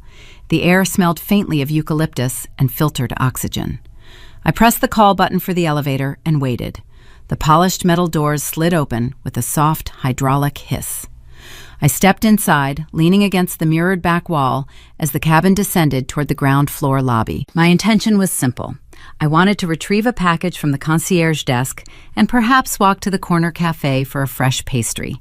I wanted a mundane interaction to cleanse my palate. The elevator chimed, announcing my arrival at the ground floor. The doors parted, revealing the sprawling expanse of the residential lobby. The space featured imported white marble floors and towering geometric sculptures. My parents stood directly in the center of the atrium. Desperation drove Edward and Victoria out of their Bellevue executive suite and across the floating bridge into the heart of Seattle. They bypassed the front security desk, likely ignoring the protests of the uniformed staff. They carried the storm inside with them. Rain dripped from my father's expensive trench coat, pooling on the immaculate marble tiles. I did not step back into the elevator. I walked forward, closing the distance between us. The power dynamic in the room underwent a total inversion. For 29 years, I approached them with my head lowered, seeking approval they never intended to grant. Now, they sought me out, standing on my territory. My eyes locked onto my mother. Victoria always utilized her wardrobe as a psychological weapon. She dressed to intimidate, wearing tailored armor designed to project flawless aristocratic superiority. Today, the armor was fractured. She wore a pale pink Chanel jacket, but the garment looked neglected. A deep, visible wrinkle ran across the right lapel. The pristine tweed fabric was stained with dark spots of rainwater. A single strand of her normally perfect silver hair clung damply to her cheek. That simple wrinkle exposed her unraveling sanity far more effectively than any tear or scream could ever achieve. Edward looked worse. His shoulders slumped, bearing the invisible weight of his ruined contracts and his son-in-law's embezzlement. He clutched a leather portfolio against his side, his knuckles white with tension. They spotted me walking toward the concierge desk. Victoria moved first, intercepting my path. She did not raise her voice. She did not bark orders the way she did on the voicemail earlier that morning. Instead, she deployed a far more insidious tactic. She reached back into her arsenal and pulled out the old manipulation scripts. "Adelaide, darling Victoria," said her voice dripping with a synthetic, sugary warmth. She reached out, attempting to place a hand on my arm. I took a measured step backward, ensuring her fingers grasped nothing but empty air. Victoria swallowed hard, her smile faltering for a fraction of a second before she forced it back into place. We have had a terrible misunderstanding today. Tempers flared at the breakfast table. We all said things we regret. But you have made your point. You proved how essential you are to the operation. Now we need to put this petty argument behind us. Family helps family, Adelaide. We need you to hand over the passwords so we can save our legacy. Family helps family. The phrase echoed in the cavernous lobby. I heard those exact words when I was 16 years old. Isabella crashed her brand new convertible into a stone retaining wall after a country club party. Victoria forced me to tell the insurance adjusters that I was the one driving. She sacrificed my pristine driving record to protect the golden child from a premium increase. Family helps family only ever meant I was expected to bleed so they could remain comfortable. I looked at the woman who birthed me. I searched her frantic eyes for a trace of genuine remorse. I looked for an apology regarding the decades of neglect.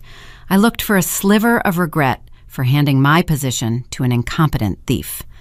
I found nothing. My internal conflict fully resolved in that sterile marble lobby. The heavy chain of obligation I dragged around for 3 decades shattered into dust.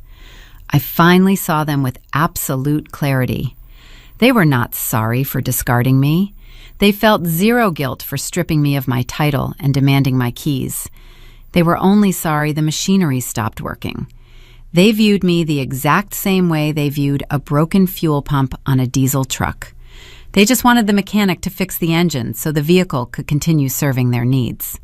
Edward stepped forward, his patience evaporating. He could not sustain the polite facade his wife attempted to build. "Enough of this nonsense, Victoria," Edward grumbled, his voice rough and raspy. He glared at me, pointing a thick finger toward my face. "We are facing a catastrophe. The retail contracts are dissolving. The escrow funds are locked. You are going to give me the cryptographic codes to that server right now, or I will have you arrested for corporate sabotage." The threat hung in the air, pathetic and hollow. He still believed he possessed the authority to command my obedience. I did not yell. Raising my voice would grant them the emotional reaction they desperately craved. It would signal that they still held power over my nervous system. I maintained a posture of perfect calm. I felt cold, detached, and entirely free. "You fired me, Edward," I stated, my tone flat and conversational. "You demanded a clean exit. You told me I was dead to your company. I simply complied with your executive orders. The digital infrastructure belongs to my independent holding company. You breached the licensing contract. I owe you nothing." Victoria's fake smile vanished, replaced by a look of sheer, unadulterated panic. "Adelaide, please, you cannot do this. We are going to lose the estate. We are going to lose everything." "You already lost it, Mother," I replied. "You just have not accepted the receipt yet." I turned my back on them and walked toward the circular concierge desk. A young man named David sat behind the polished wood wearing a crisp gray uniform. He watched the entire interaction with wide, cautious eyes. He stood up as I approached. "Good afternoon, Ms. Richard," David said, keeping his tone highly professional. "How can I assist you today?" "David, these 2 individuals are trespassing," I instructed, gesturing casually over my shoulder toward my parents. "They are my former employers. I do not wish to speak with them ever again. Please have security escort them off the premises immediately. If they refuse to leave, call the local authorities." Victoria gasped. The sound echoed sharply against the marble walls. She stood frozen, staring at my back, unable to process the profound disrespect of being dismissed like a vagrant. Edward opened his mouth to shout another threat, but a pair of broad-shouldered security guards were already crossing the lobby floor, approaching them with purposeful strides. "Ma'am, sir," one of the guards said, stepping between my parents and myself, "I need to ask you to step outside." Edward puffed out his chest, attempting to assert his aristocratic dominance over the building staff. "Do you know who I am? I am Edward Richard. You cannot throw me out onto the street." The guard remained entirely unimpressed. "Sir, the exit is right behind you. Please walk through the doors or we will physically remove you." I did not stay to watch their humiliating exit. I collected a small cardboard package from David, thanked him for his prompt assistance, and turned back toward the elevators. The physical boundary was now permanently set, perfectly matching the impenetrable digital firewall I erected earlier that morning. They were locked out of my servers, and they were locked out of my life. As the elevator doors slid shut, carrying me back up to my quiet sanctuary, I knew the war was not entirely over. They failed to manipulate me in person, and they failed to bypass the security tokens. Their next logical step would be to drag the battle into a neutral arena. They would seek out a courtroom, relying on high-priced attorneys to pry the code from my hands. They were about to discover that my legal architecture was just as lethal and unforgiving as my software algorithms. The next phase of their ruin was waiting inside a mahogany boardroom. The morning sun burned through the gray Seattle fog, revealing a harsh, brilliant blue sky. The weather outside presented a stark contrast to the cold, sterile atmosphere waiting for me inside the downtown high-rise. I rode a silent glass elevator up to the 42nd floor of a prestigious, neutral law firm. The corporate mediator selected this specific location to ensure neither party possessed a home field advantage. I did not need a home field. I brought a fortress with me. Walking beside me was my legal counsel, Marcus. My grandfather Silas introduced me to him 5 years ago during that fateful meeting at the roadside diner. Marcus did not resemble the stereotypical wealthy Seattle attorney. He drove an old sedan and wore muted, unassuming suits. He operated with absolute surgical precision. He never raised his voice in a courtroom or pounded his fists on a desk. He preferred to speak softly while carrying binding, ironclad contracts. He served as the invisible architect of my corporate defense strategy. A receptionist guided us down a long corridor lined with modern, abstract art. She opened a heavy oak door, gesturing for us to enter a cavernous meeting space. A long, frosted glass table dominated the center of the room. Floor-to-ceiling windows offered a dizzying view of the Puget Sound. My father, Edward, sat on the far side of the table. Preston sat to his left. Victoria and Isabella were absent from this proceeding. Edward viewed this as a men of business negotiation. He brought 3 predatory legal representatives with him. These men wore tailored pinstripes and expensive luxury watches. They projected an aura of calculated intimidation. They earned their exorbitant hourly rates by crushing smaller companies under mountains of frivolous litigation and fierce posturing. Marcus and I took our seats opposite them. I folded my hands in my lap, keeping my posture relaxed and observant. The lead litigator, a broad-shouldered man with a booming baritone voice, opened the meeting without a single pleasantry. He leaned over the glass table, locking his eyes onto mine. He launched into a highly rehearsed, vicious monologue. He accused me of malicious corporate sabotage. He utilized heavy, intimidating terminology, attempting to paint me as a disgruntled employee who deliberately destroyed a multi-million-dollar supply chain out of spite. He claimed my actions constituted federal extortion and a gross violation of fiduciary duty. He painted a picture of absolute financial devastation, stating that Richard Logistics suffered catastrophic losses in a single 24-hour period. He threatened me with immediate civil ruin and potential criminal prosecution if I did not surrender the cryptographic keys and restore their network access before noon. I sat perfectly still, allowing his threats to wash over me like a passing breeze. I shifted my gaze toward Edward. My father wore a deeply satisfied expression. He leaned back in his plush leather chair, observing the performance. He firmly believed the sheer volume of legal jargon would force my immediate surrender. He still viewed me as the frightened teenager he could bully into submission. He assumed his expensive attack dogs were effectively breaking my spirit. When the broad-shouldered advocate finally concluded his speech, he crossed his arms and demanded my response. He expected me to stammer or offer a tearful apology. I did not speak.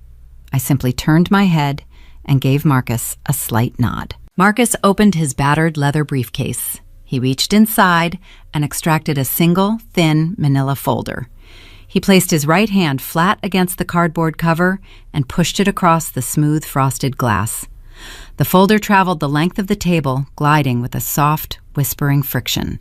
It stopped directly in front of the lead litigator. The sharp sound of the paper hitting the glass echoed through the quiet room.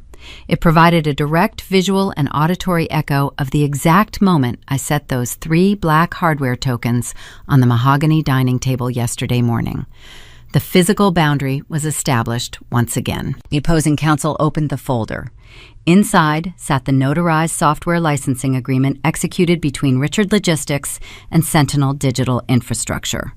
He retrieved a pair of reading glasses from his breast pocket and slipped them onto his face. His eyes scanned the first page. The predatory posture he carried into the room began to deflate almost instantly. The rigid set of his shoulders collapsed. He turned to the second page, reviewing the clauses outlining intellectual property ownership. He traced the text with his index finger. Then he reached page 4.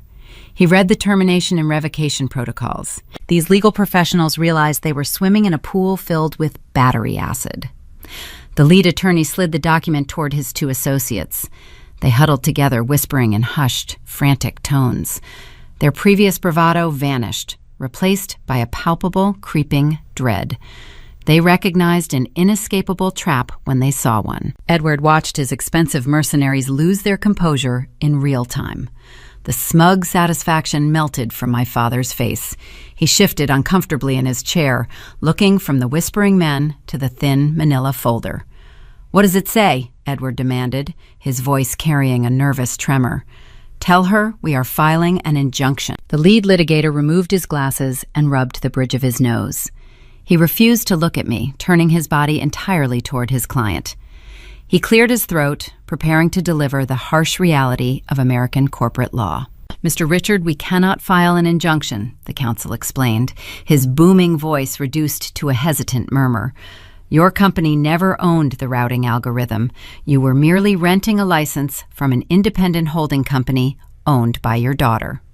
The contract you signed explicitly states that if the vendor relationship is terminated without a formal 90-day transition period, the software license revokes immediately." Edward pounded his fist against the leather armrest. "That is absurd. She shut down my servers. She locked my fleet. Sue her for damages." The lawyer shook his head, delivering the final aristocratic bite. "She did not sabotage anything, sir," the advocate stated, spelling out the fatal error. "She complied with your direct, hostile, verbal command to leave the premises and leave her keys. You fired the vendor. By removing her active presence, you triggered a localized defensive protocol designed to protect the intellectual property owned by her independent corporation." The room grew incredibly quiet. The only sound was the distant hum of the building ventilation system. "You cannot sue a vendor for a service interruption that you explicitly demanded," the lawyer concluded, placing his hands flat on the table in a gesture of absolute defeat. "She is entirely within her legal rights. You ordered her to stop working. She stopped working. The resulting network lockout is a consequence of your own administrative actions." The legal trap snapped completely shut. There was no loophole to exploit. There was no technicality they could leverage to force my compliance. The law they worshipped as a shield was now functioning as a sword pressed directly against their throats. Preston sat frozen beside my father, staring blankly at the frosted glass. The son-in-law realized his embezzlement was now permanently entombed inside a ruined corporate entity. He knew the printed ledgers sitting in the Bellevue office would eventually find their way into the hands of federal auditors. His fraudulent empire was over. Edward looked like a man who just stepped off a precipice and was waiting for the ground to arrive.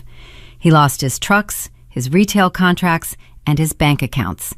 Now he lost his only remaining weapon. The conflict moved past the realm of legal maneuvering. The company possessed zero operational value. The crippling debt they accrued over the years was about to mature. They stood on the brink of total personal financial ruin. With their legal avenues obliterated, I prepared to push my final piece across the board. The hostile buyout was the only door left open, and I held the only key. The silence inside the downtown legal suite felt absolute. The high-priced litigators representing my father ceased their aggressive posturing entirely. They began snapping their expensive briefcases shut, moving with the hurried, awkward rhythm of men desperate to escape a sinking vessel. They recognized a terminal situation and possessed zero desire to bill hours to a client who could no longer afford their services. Edward remained frozen in his plush leather chair. His chest rose and fell in shallow, rapid increments. The patriarch spent his entire adult life cultivating an aura of invincible authority. He commanded boardrooms with a booming voice and a heavy fist. Now, that authority dissolved into nothingness. He stared at the frosted glass table, looking at the thin manila folder containing my software licensing agreement. The document represented his total defeat. Marcus, my unassuming attorney, gathered his notes. He gave me a brief, subtle nod, indicating the defensive phase of our strategy was officially complete. It was time to launch the offensive. I did not feel a sudden rush of vindictive joy. Vengeance driven by emotion is messy and unpredictable. My actions were rooted in cold, calculated business acumen. I analyzed the Richard Logistics financial architecture for 4 years. I understood their debt-to-income ratio better than their own accounting department. I knew exactly how fragile their physical empire truly was. Edward, you have a massive problem approaching rapidly, I stated, keeping my voice even and conversational. My father slowly lifted his gaze. His eyes looked bloodshot and hollow. Your primary commercial loans are structured around continuous operational revenue, I explained, tracing a finger along the edge of the glass table. Without the daily escrow deposits from the independent contractors and the invoice payments from the retail clients, your accounts are hemorrhaging. You cannot service your corporate debt. By this Friday, those loans will enter a state of default. Preston slouched next to him, burying his face in his hands. The son-in-law understood the math. His embezzlement drained the emergency cash reserves, leaving the company with zero financial padding to absorb the shock of a total network lockout. When the commercial loans default, the banks will initiate a catastrophic public bankruptcy. I continued laying out the brutal reality of their situation. The creditors will freeze every remaining asset. They will liquidate the Tacoma distribution hub. They will auction the trucking fleet. Most importantly, they will seize the Lake Washington estate because you leveraged the mansion as collateral to secure those commercial credit lines.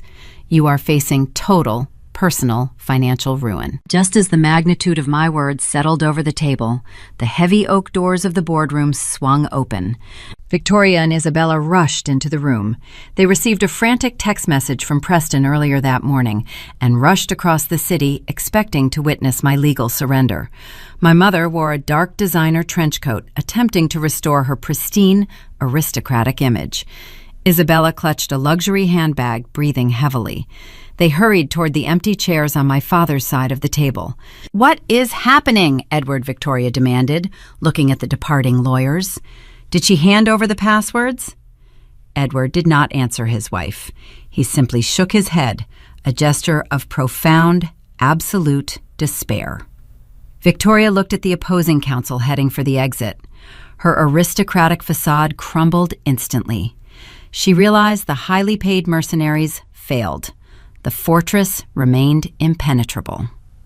I waited for my mother and sister to sit down before I pushed my final piece across the board.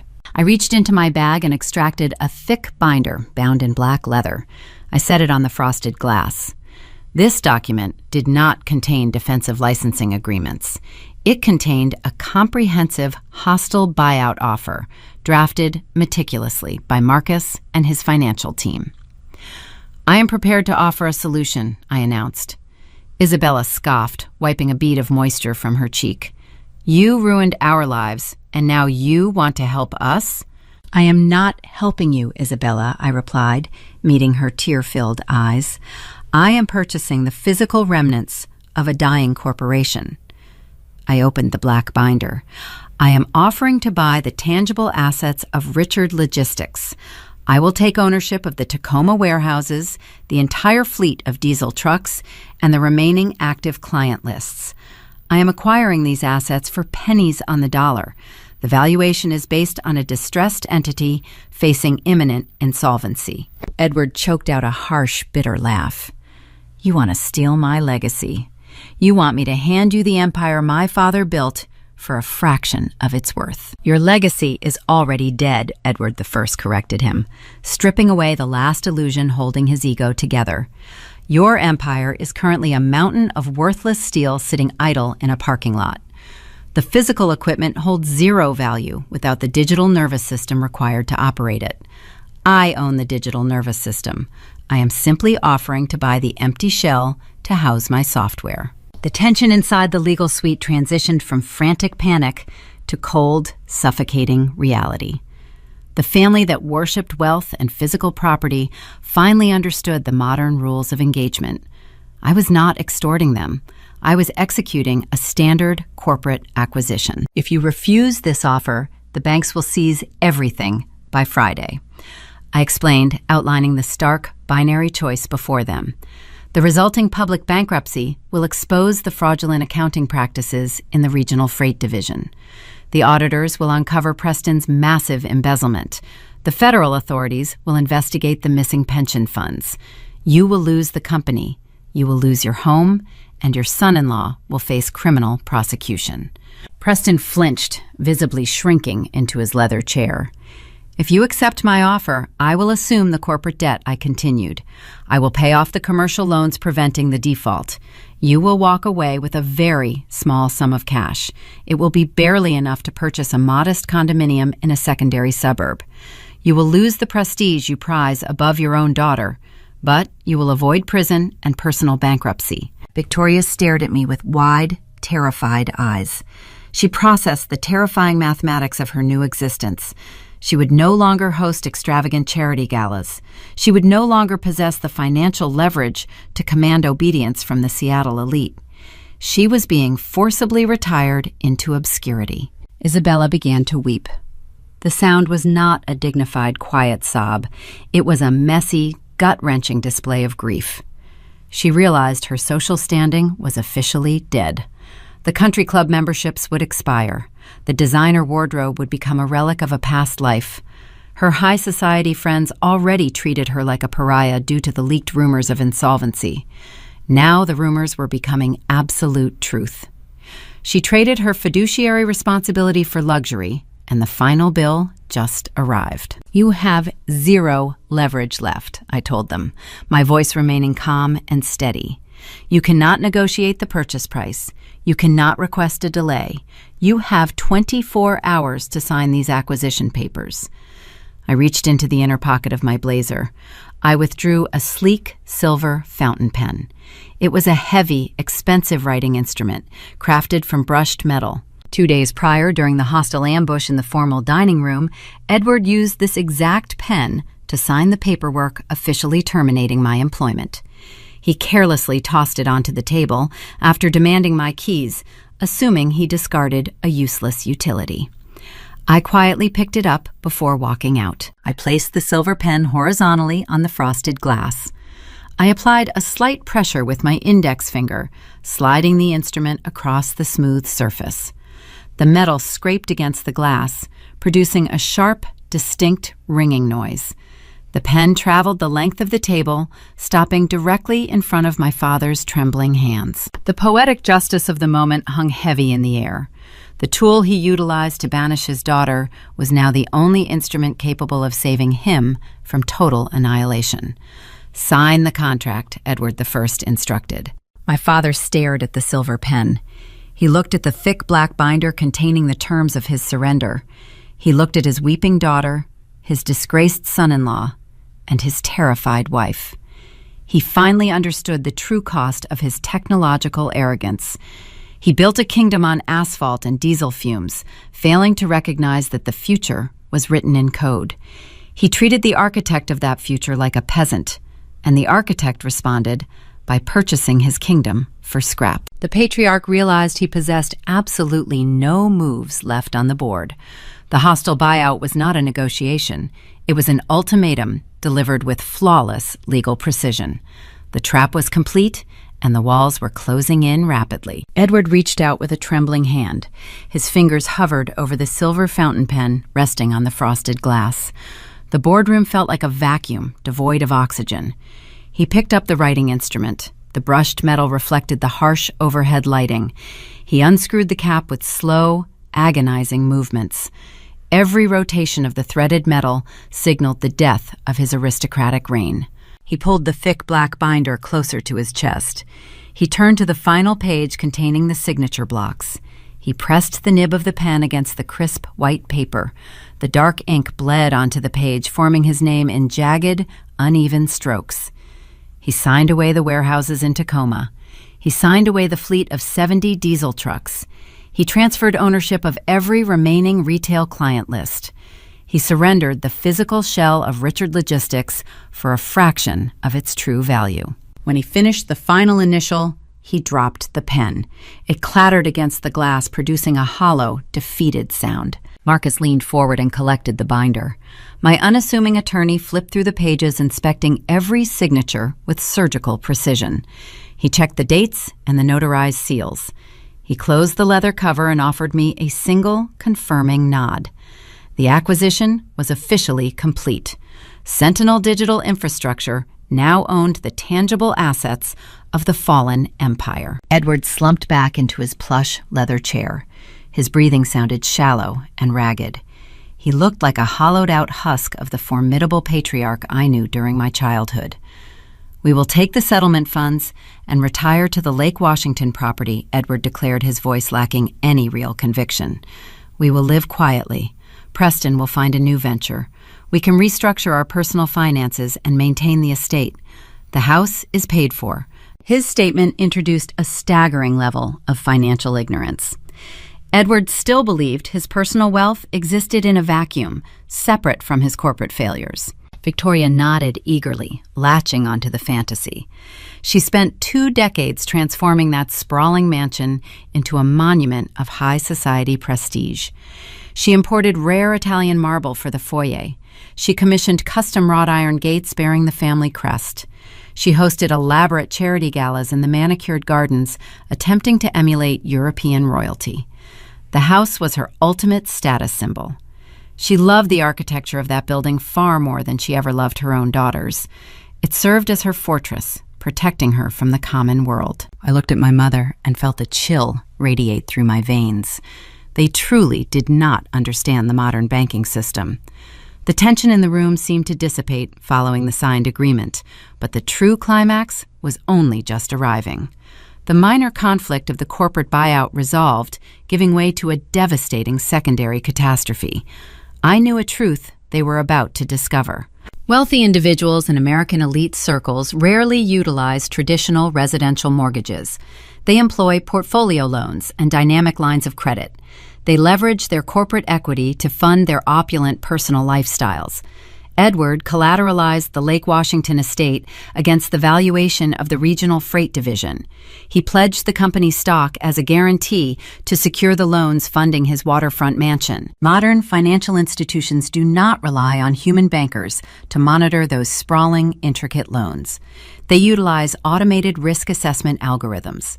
These digital programs constantly monitor corporate health, stock valuations, and public filings in real time.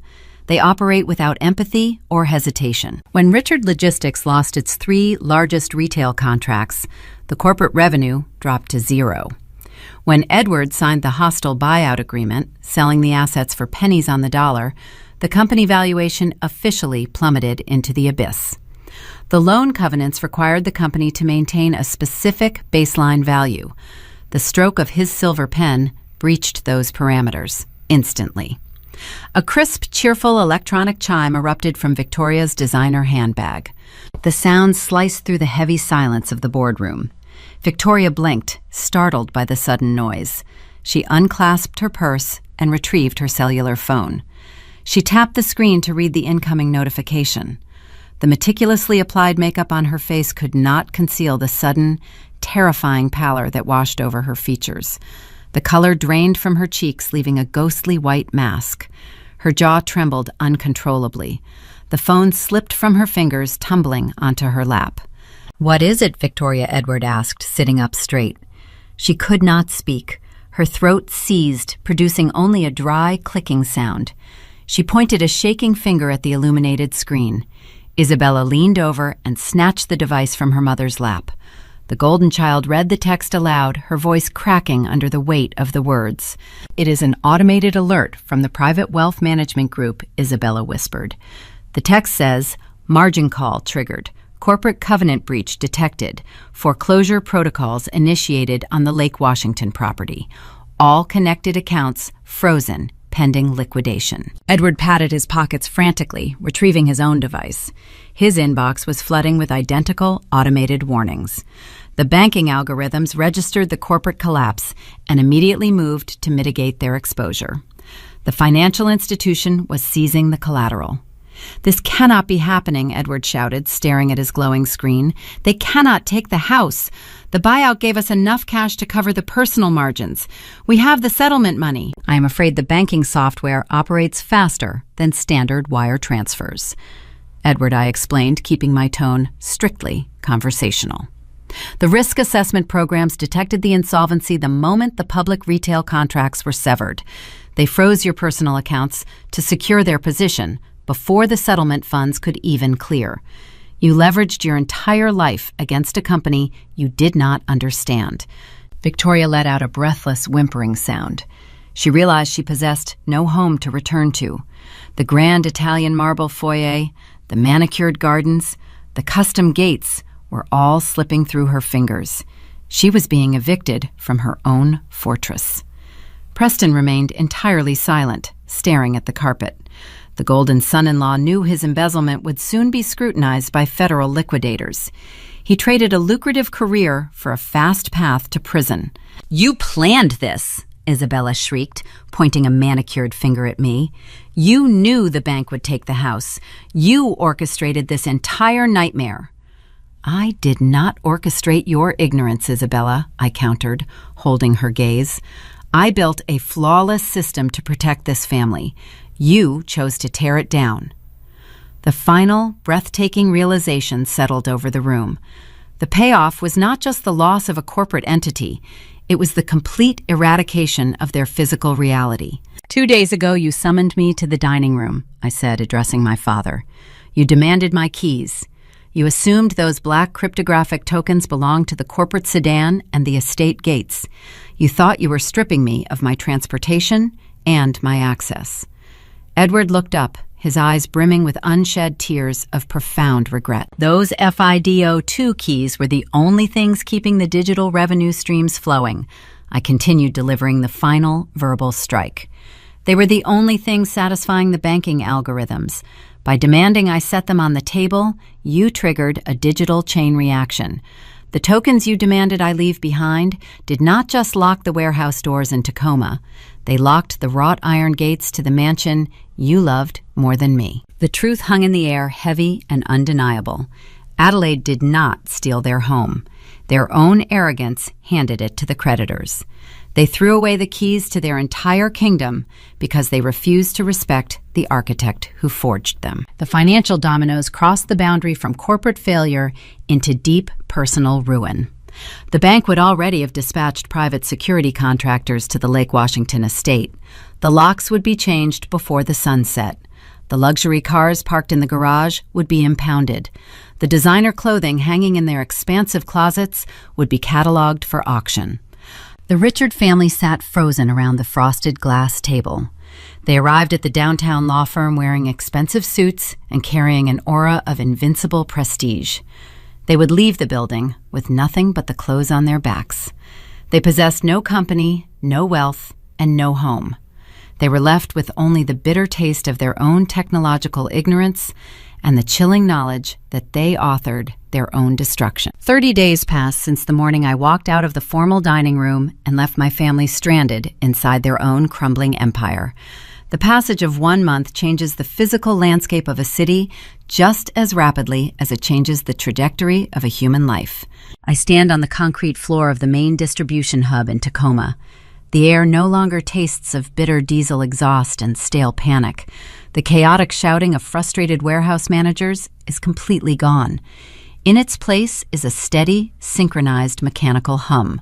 The massive bay doors are open to the crisp morning air. Fleets of brand-new electric forklifts glide across the loading zones with quiet precision. Union workers wear clean, reflective vests, checking their daily routing assignments on ruggedized digital tablets that load instantly.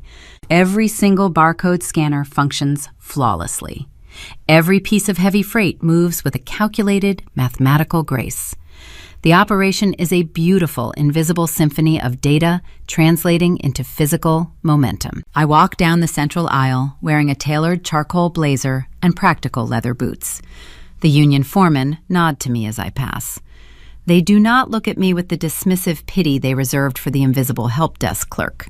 They look at me with the profound respect earned by a leader who saved their pensions and secured their livelihoods. The massive aluminum signs bolted to the exterior of the distribution hub no longer display the name Richard Logistics.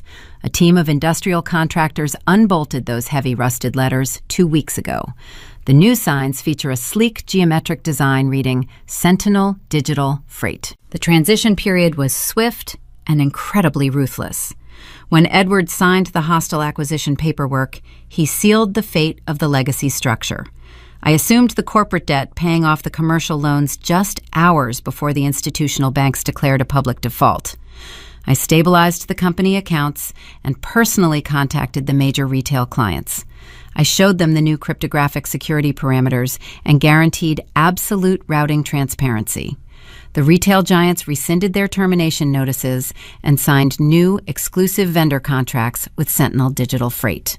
While my new enterprise surged forward, the toxic elements of my past were entirely removed from the board and completely erased from my daily existence. The banking algorithms showed zero mercy when they executed the foreclosure on the Lake Washington estate. Private security contractors arrived at the waterfront property just 48 hours after the boardroom meeting. They changed the locks on the custom wrought iron gates. Court-appointed liquidators cataloged the luxury vehicles, the imported artwork, and the designer wardrobes. Edward and Victoria currently reside in a modest 2-bedroom rental apartment located in a secondary suburb miles away from the wealthy enclaves they once ruled. They possess no corporate titles. Their exclusive country club immediately revoked their membership due to insufficient funds and the overwhelming public scandal. They sit in a cramped living room, surrounded by cardboard moving boxes they refuse to unpack, mourning an aristocratic fantasy that no longer exists. Isabella filed for divorce the exact same afternoon federal agents arrived at her luxury condominium with search warrants. The authorities seized Preston's personal computers and his encrypted hard drives. Preston is currently under federal indictment for wire fraud and corporate embezzlement. The unedited accounting ledgers generated by the localized backup printer provided the investigators with an absolute, undeniable trail of stolen capital. The Golden son-in-law faces a decade in federal prison. Isabella is now a disgraced former socialite entirely isolated from the Seattle elite she worshipped. Her high society associates blocked her cellular number and erased her from their guest lists. She possesses no trust fund and no employable skills. The pristine image she cultivated shattered, leaving behind a very cold reality. I do not speak to any of them. The physical and digital boundaries remain locked and impenetrable. I finish my morning inspection of the Tacoma hub and drive my sedan back toward the city. I did not retain the old Bellevue Executive Suite. That building was deeply soaked in the toxic nostalgia of a rotting dynasty. I leased the top floor of a newly constructed high-rise in the heart of the Seattle technology sector. The architecture consists entirely of tempered glass and brushed steel, reflecting the progressive, innovative culture of the region. I ride the private elevator up to my corporate suite.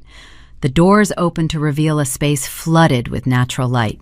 There are no dark mahogany credenzas or heavy velvet chairs. The aesthetic is clean, bright, and minimalist. I walk into my personal office, overlooking the panoramic expanse of the Puget Sound. I sit down behind a desk constructed from a single sheet of frosted glass. A large curved monitor rests in the center, displaying the flawless telemetry of the Sentinel routing algorithm. The digital heartbeat of the supply chain pulses in crisp green lines, indicating total operational efficiency. I reach into the inner pocket of my blazer. My fingers brush against smooth, hard plastic. I withdraw the 3 black cryptographic hardware devices. I place the FIDO2 tokens on the frosted glass desk, one by one. They make a soft, quiet clicking sound as they settle against the smooth surface. I arrange them in a perfectly straight line near the edge of the monitor. The morning sunlight catches the matte black finish, illuminating the small biometric sensors. They are incredibly unassuming objects. They weigh only a few ounces. Yet these 3 tiny pieces of plastic served as the catalyst for the greatest structural collapse in Seattle corporate history. They dismantled an empire forged in steel and replaced it with a kingdom built on code. I look at the tokens and take a slow, deep breath. They serve as a permanent, quiet monument to the specific morning I finally stopped shrinking myself to fit their narrow narrative. For 29 years, I believed my worth was inherently tied to my utility. I lived under the dangerous delusion that if I simply absorbed their cruelty, fixed their mistakes, and generated enough capital, they would eventually learn to respect me. I treated my own subjugation as a required duty. I allowed them to feed on my intelligence while they forced me to sit in the shadows of the audiovisual table. I search my chest, expecting to find a lingering trace of guilt. I expect to feel the heavy, familiar burden of a daughter who abandoned her family. I find absolutely nothing. The hollow ache is completely gone. I only feel the profound, settling peace of an architect who spent decades living inside a drafty, rotting house and finally decided to build a fortress with walls strong enough to keep the predators out. Setting a boundary is not an act of vengeance. It is the purest form of survival.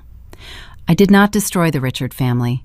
I simply handed them a mirror and allowed their own reflection to shatter them. My grandfather Silas understood this inevitability. He knew the analog world would eventually buckle under the crushing weight of its own arrogance. He provided me with the legal blueprint to protect my mind and my labor. I honored his memory by executing that blueprint with absolute zero hesitation. The digital matrix hums quietly on my screen. Hundreds of diesel trucks roll down the interstate highways, guided by invisible predictive weather patterns and real-time traffic algorithms. The independent contractors receive their automated escrow payments precisely on time every single day. The machine operates flawlessly because the architect is finally respected, and the toxic friction of human greed is removed from the equation. The story of the Richard family serves as a cold, absolute warning to anyone who values the heavy iron of the past over the invisible architecture of the future. You cannot treat human intelligence as a depreciating asset. You cannot assume your financial leverage will bend reality to your will. You cannot inherit a digital future with an analog heart. And you should never demand the keys from the only person who knows how to build the doors. The story of the Richard family is not merely a corporate thriller. It is a profound modern tragedy, a dark mirror held up to the fractured soul of the American family. Reflecting on Adelaide's quiet, devastating exit from the mahogany dining room, I do not just see a tale of technological revenge.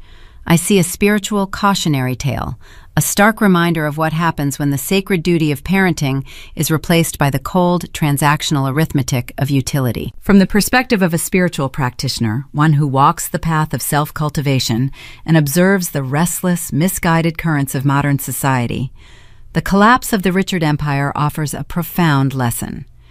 We live in an era where traditional American culture frequently confuses material legacy with spiritual success. Parents, driven by a frantic desire to secure physical wealth, often lose sight of the souls entrusted to their care. They attempt to build a lasting dynasty without laying a foundational bedrock of wisdom, morality, or emotional awareness. They chase the illusion of permanence in things that rust, while actively destroying the human spirits that endure. To the parents raising children in the United States today, this narrative transmits a critical, unyielding warning regarding family responsibility. The traditional family structure is meant to be a sanctuary, a place where honesty, fairness, and mutual respect are the daily bread. When Edward and Victoria Richard looked at their daughter, They did not see a human being deserving of unconditional love. They saw a depreciating asset. This exposes the tragic flaw of so many modern families, the blind worship of the golden child, who performs the expected social script, and the cruel subjugation of the quiet child, whose labor actually sustains the family's foundation. True parenting requires a deep level of self-reflection and inner repair. The spiritual path teaches us that we must cultivate our own morality and wisdom before we can adequately provide long-term guidance for another life. If parents do not heal their own egos, they will inevitably project their unaddressed flaws and deep-seated fears onto their children. The Richards lacked the emotional awareness to recognize the psychological pain they inflicted year after year. In their desperate, aggressive grasp for absolute control, they lost the one person who truly held the keys to their future. The lesson here is inescapable. You cannot harvest loyalty from a field where you have only planted neglect. If you raise your children as commodities, evaluating them purely on their financial or social output, do not be surprised when they eventually calculate your exact market value and sell you for scrap. Yet from this sprawling wreckage, a powerful, life-altering message emerges for the younger generation. Adelaide stands as a modern archetype of resilience and self-realization. To the young adults currently navigating the suffocating weight of toxic family expectations, her journey serves as a brilliant beacon.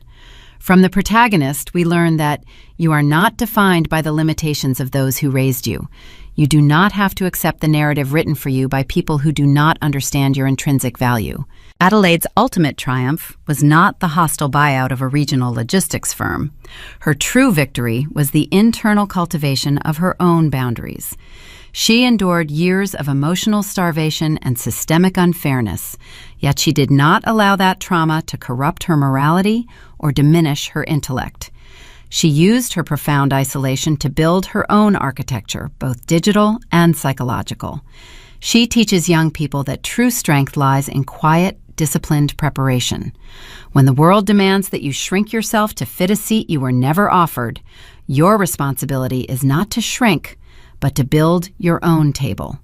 You must continually cultivate the wisdom to recognize your own worth, the morality to act with absolute integrity when others resort to deceit, and the resilience to walk away when your spirit is no longer honored. This alignment of inner fortitude and clear boundaries is the very essence of true self-cultivation.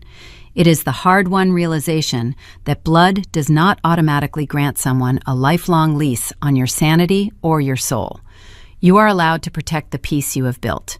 If you find yourself reflecting on these shadowed corners of family dynamics, if Adelaide's silent, powerful departure resonates with the unspoken truths in your own life, I encourage you to follow Mourning Revenge. Here, we continuously explore these quiet, true-to-life stories of boundaries, dignity, and the profound moments when people finally choose themselves over the illusions they were raised to believe. Subscribe to Mourning Revenge and join a community that understands the heavy, necessary cost of breaking generational cycles. As we look back at the shattered remains of the Richard family, we are forced to confront a deeply uncomfortable reality about the American dream and the traditional families that pursue it. We are culturally conditioned to believe that family is an unbreakable, unconditional bond, a sacred covenant that must be preserved at all costs, regardless of the emotional suffering it inflicts. Society dictates that forgiveness is mandatory, that respect is a one-way street pointing upward, and that a child always owes a perpetual debt to their creators for their existence. But perhaps that conventional wisdom is the very poison destroying us. Perhaps true love is not the unconditional tolerance of abuse. Profound spiritual truth often runs entirely counter to the comforting, polite lies we tell ourselves to maintain the status quo. True love, in its purest and most elevated form, requires the absolute presence of justice, fairness, and accountability. When a family deliberately strips away fairness, when a parent demands blind obedience while offering zero emotional awareness or protection, the covenant is not just broken, it is fundamentally nullified. We spend our entire lives terrified of being orphaned by the people who raised us, clinging desperately to the heavy, rusted chains of tradition, because the unknown feels too vast. But as Adelaide stood in her glass tower holding those 3 small cryptographic tokens, she revealed a terrifying, beautiful secret. The most sacred act of family responsibility is sometimes the act of walking away. You do not owe your life, your intellect, or your future to the people who only value your utility. The ultimate test of your spiritual evolution is not how much suffering you can quietly endure in the name of legacy, but whether you have the courage to burn a toxic legacy to the ground and plant something entirely new in the ashes. We are all holding keys to doors we are too afraid to lock. The question that remains, lingering in the quiet moments of the night, is this: when the people who were supposed to protect you demand that you leave your keys on the table, will you have the wisdom to realize they are finally setting you free?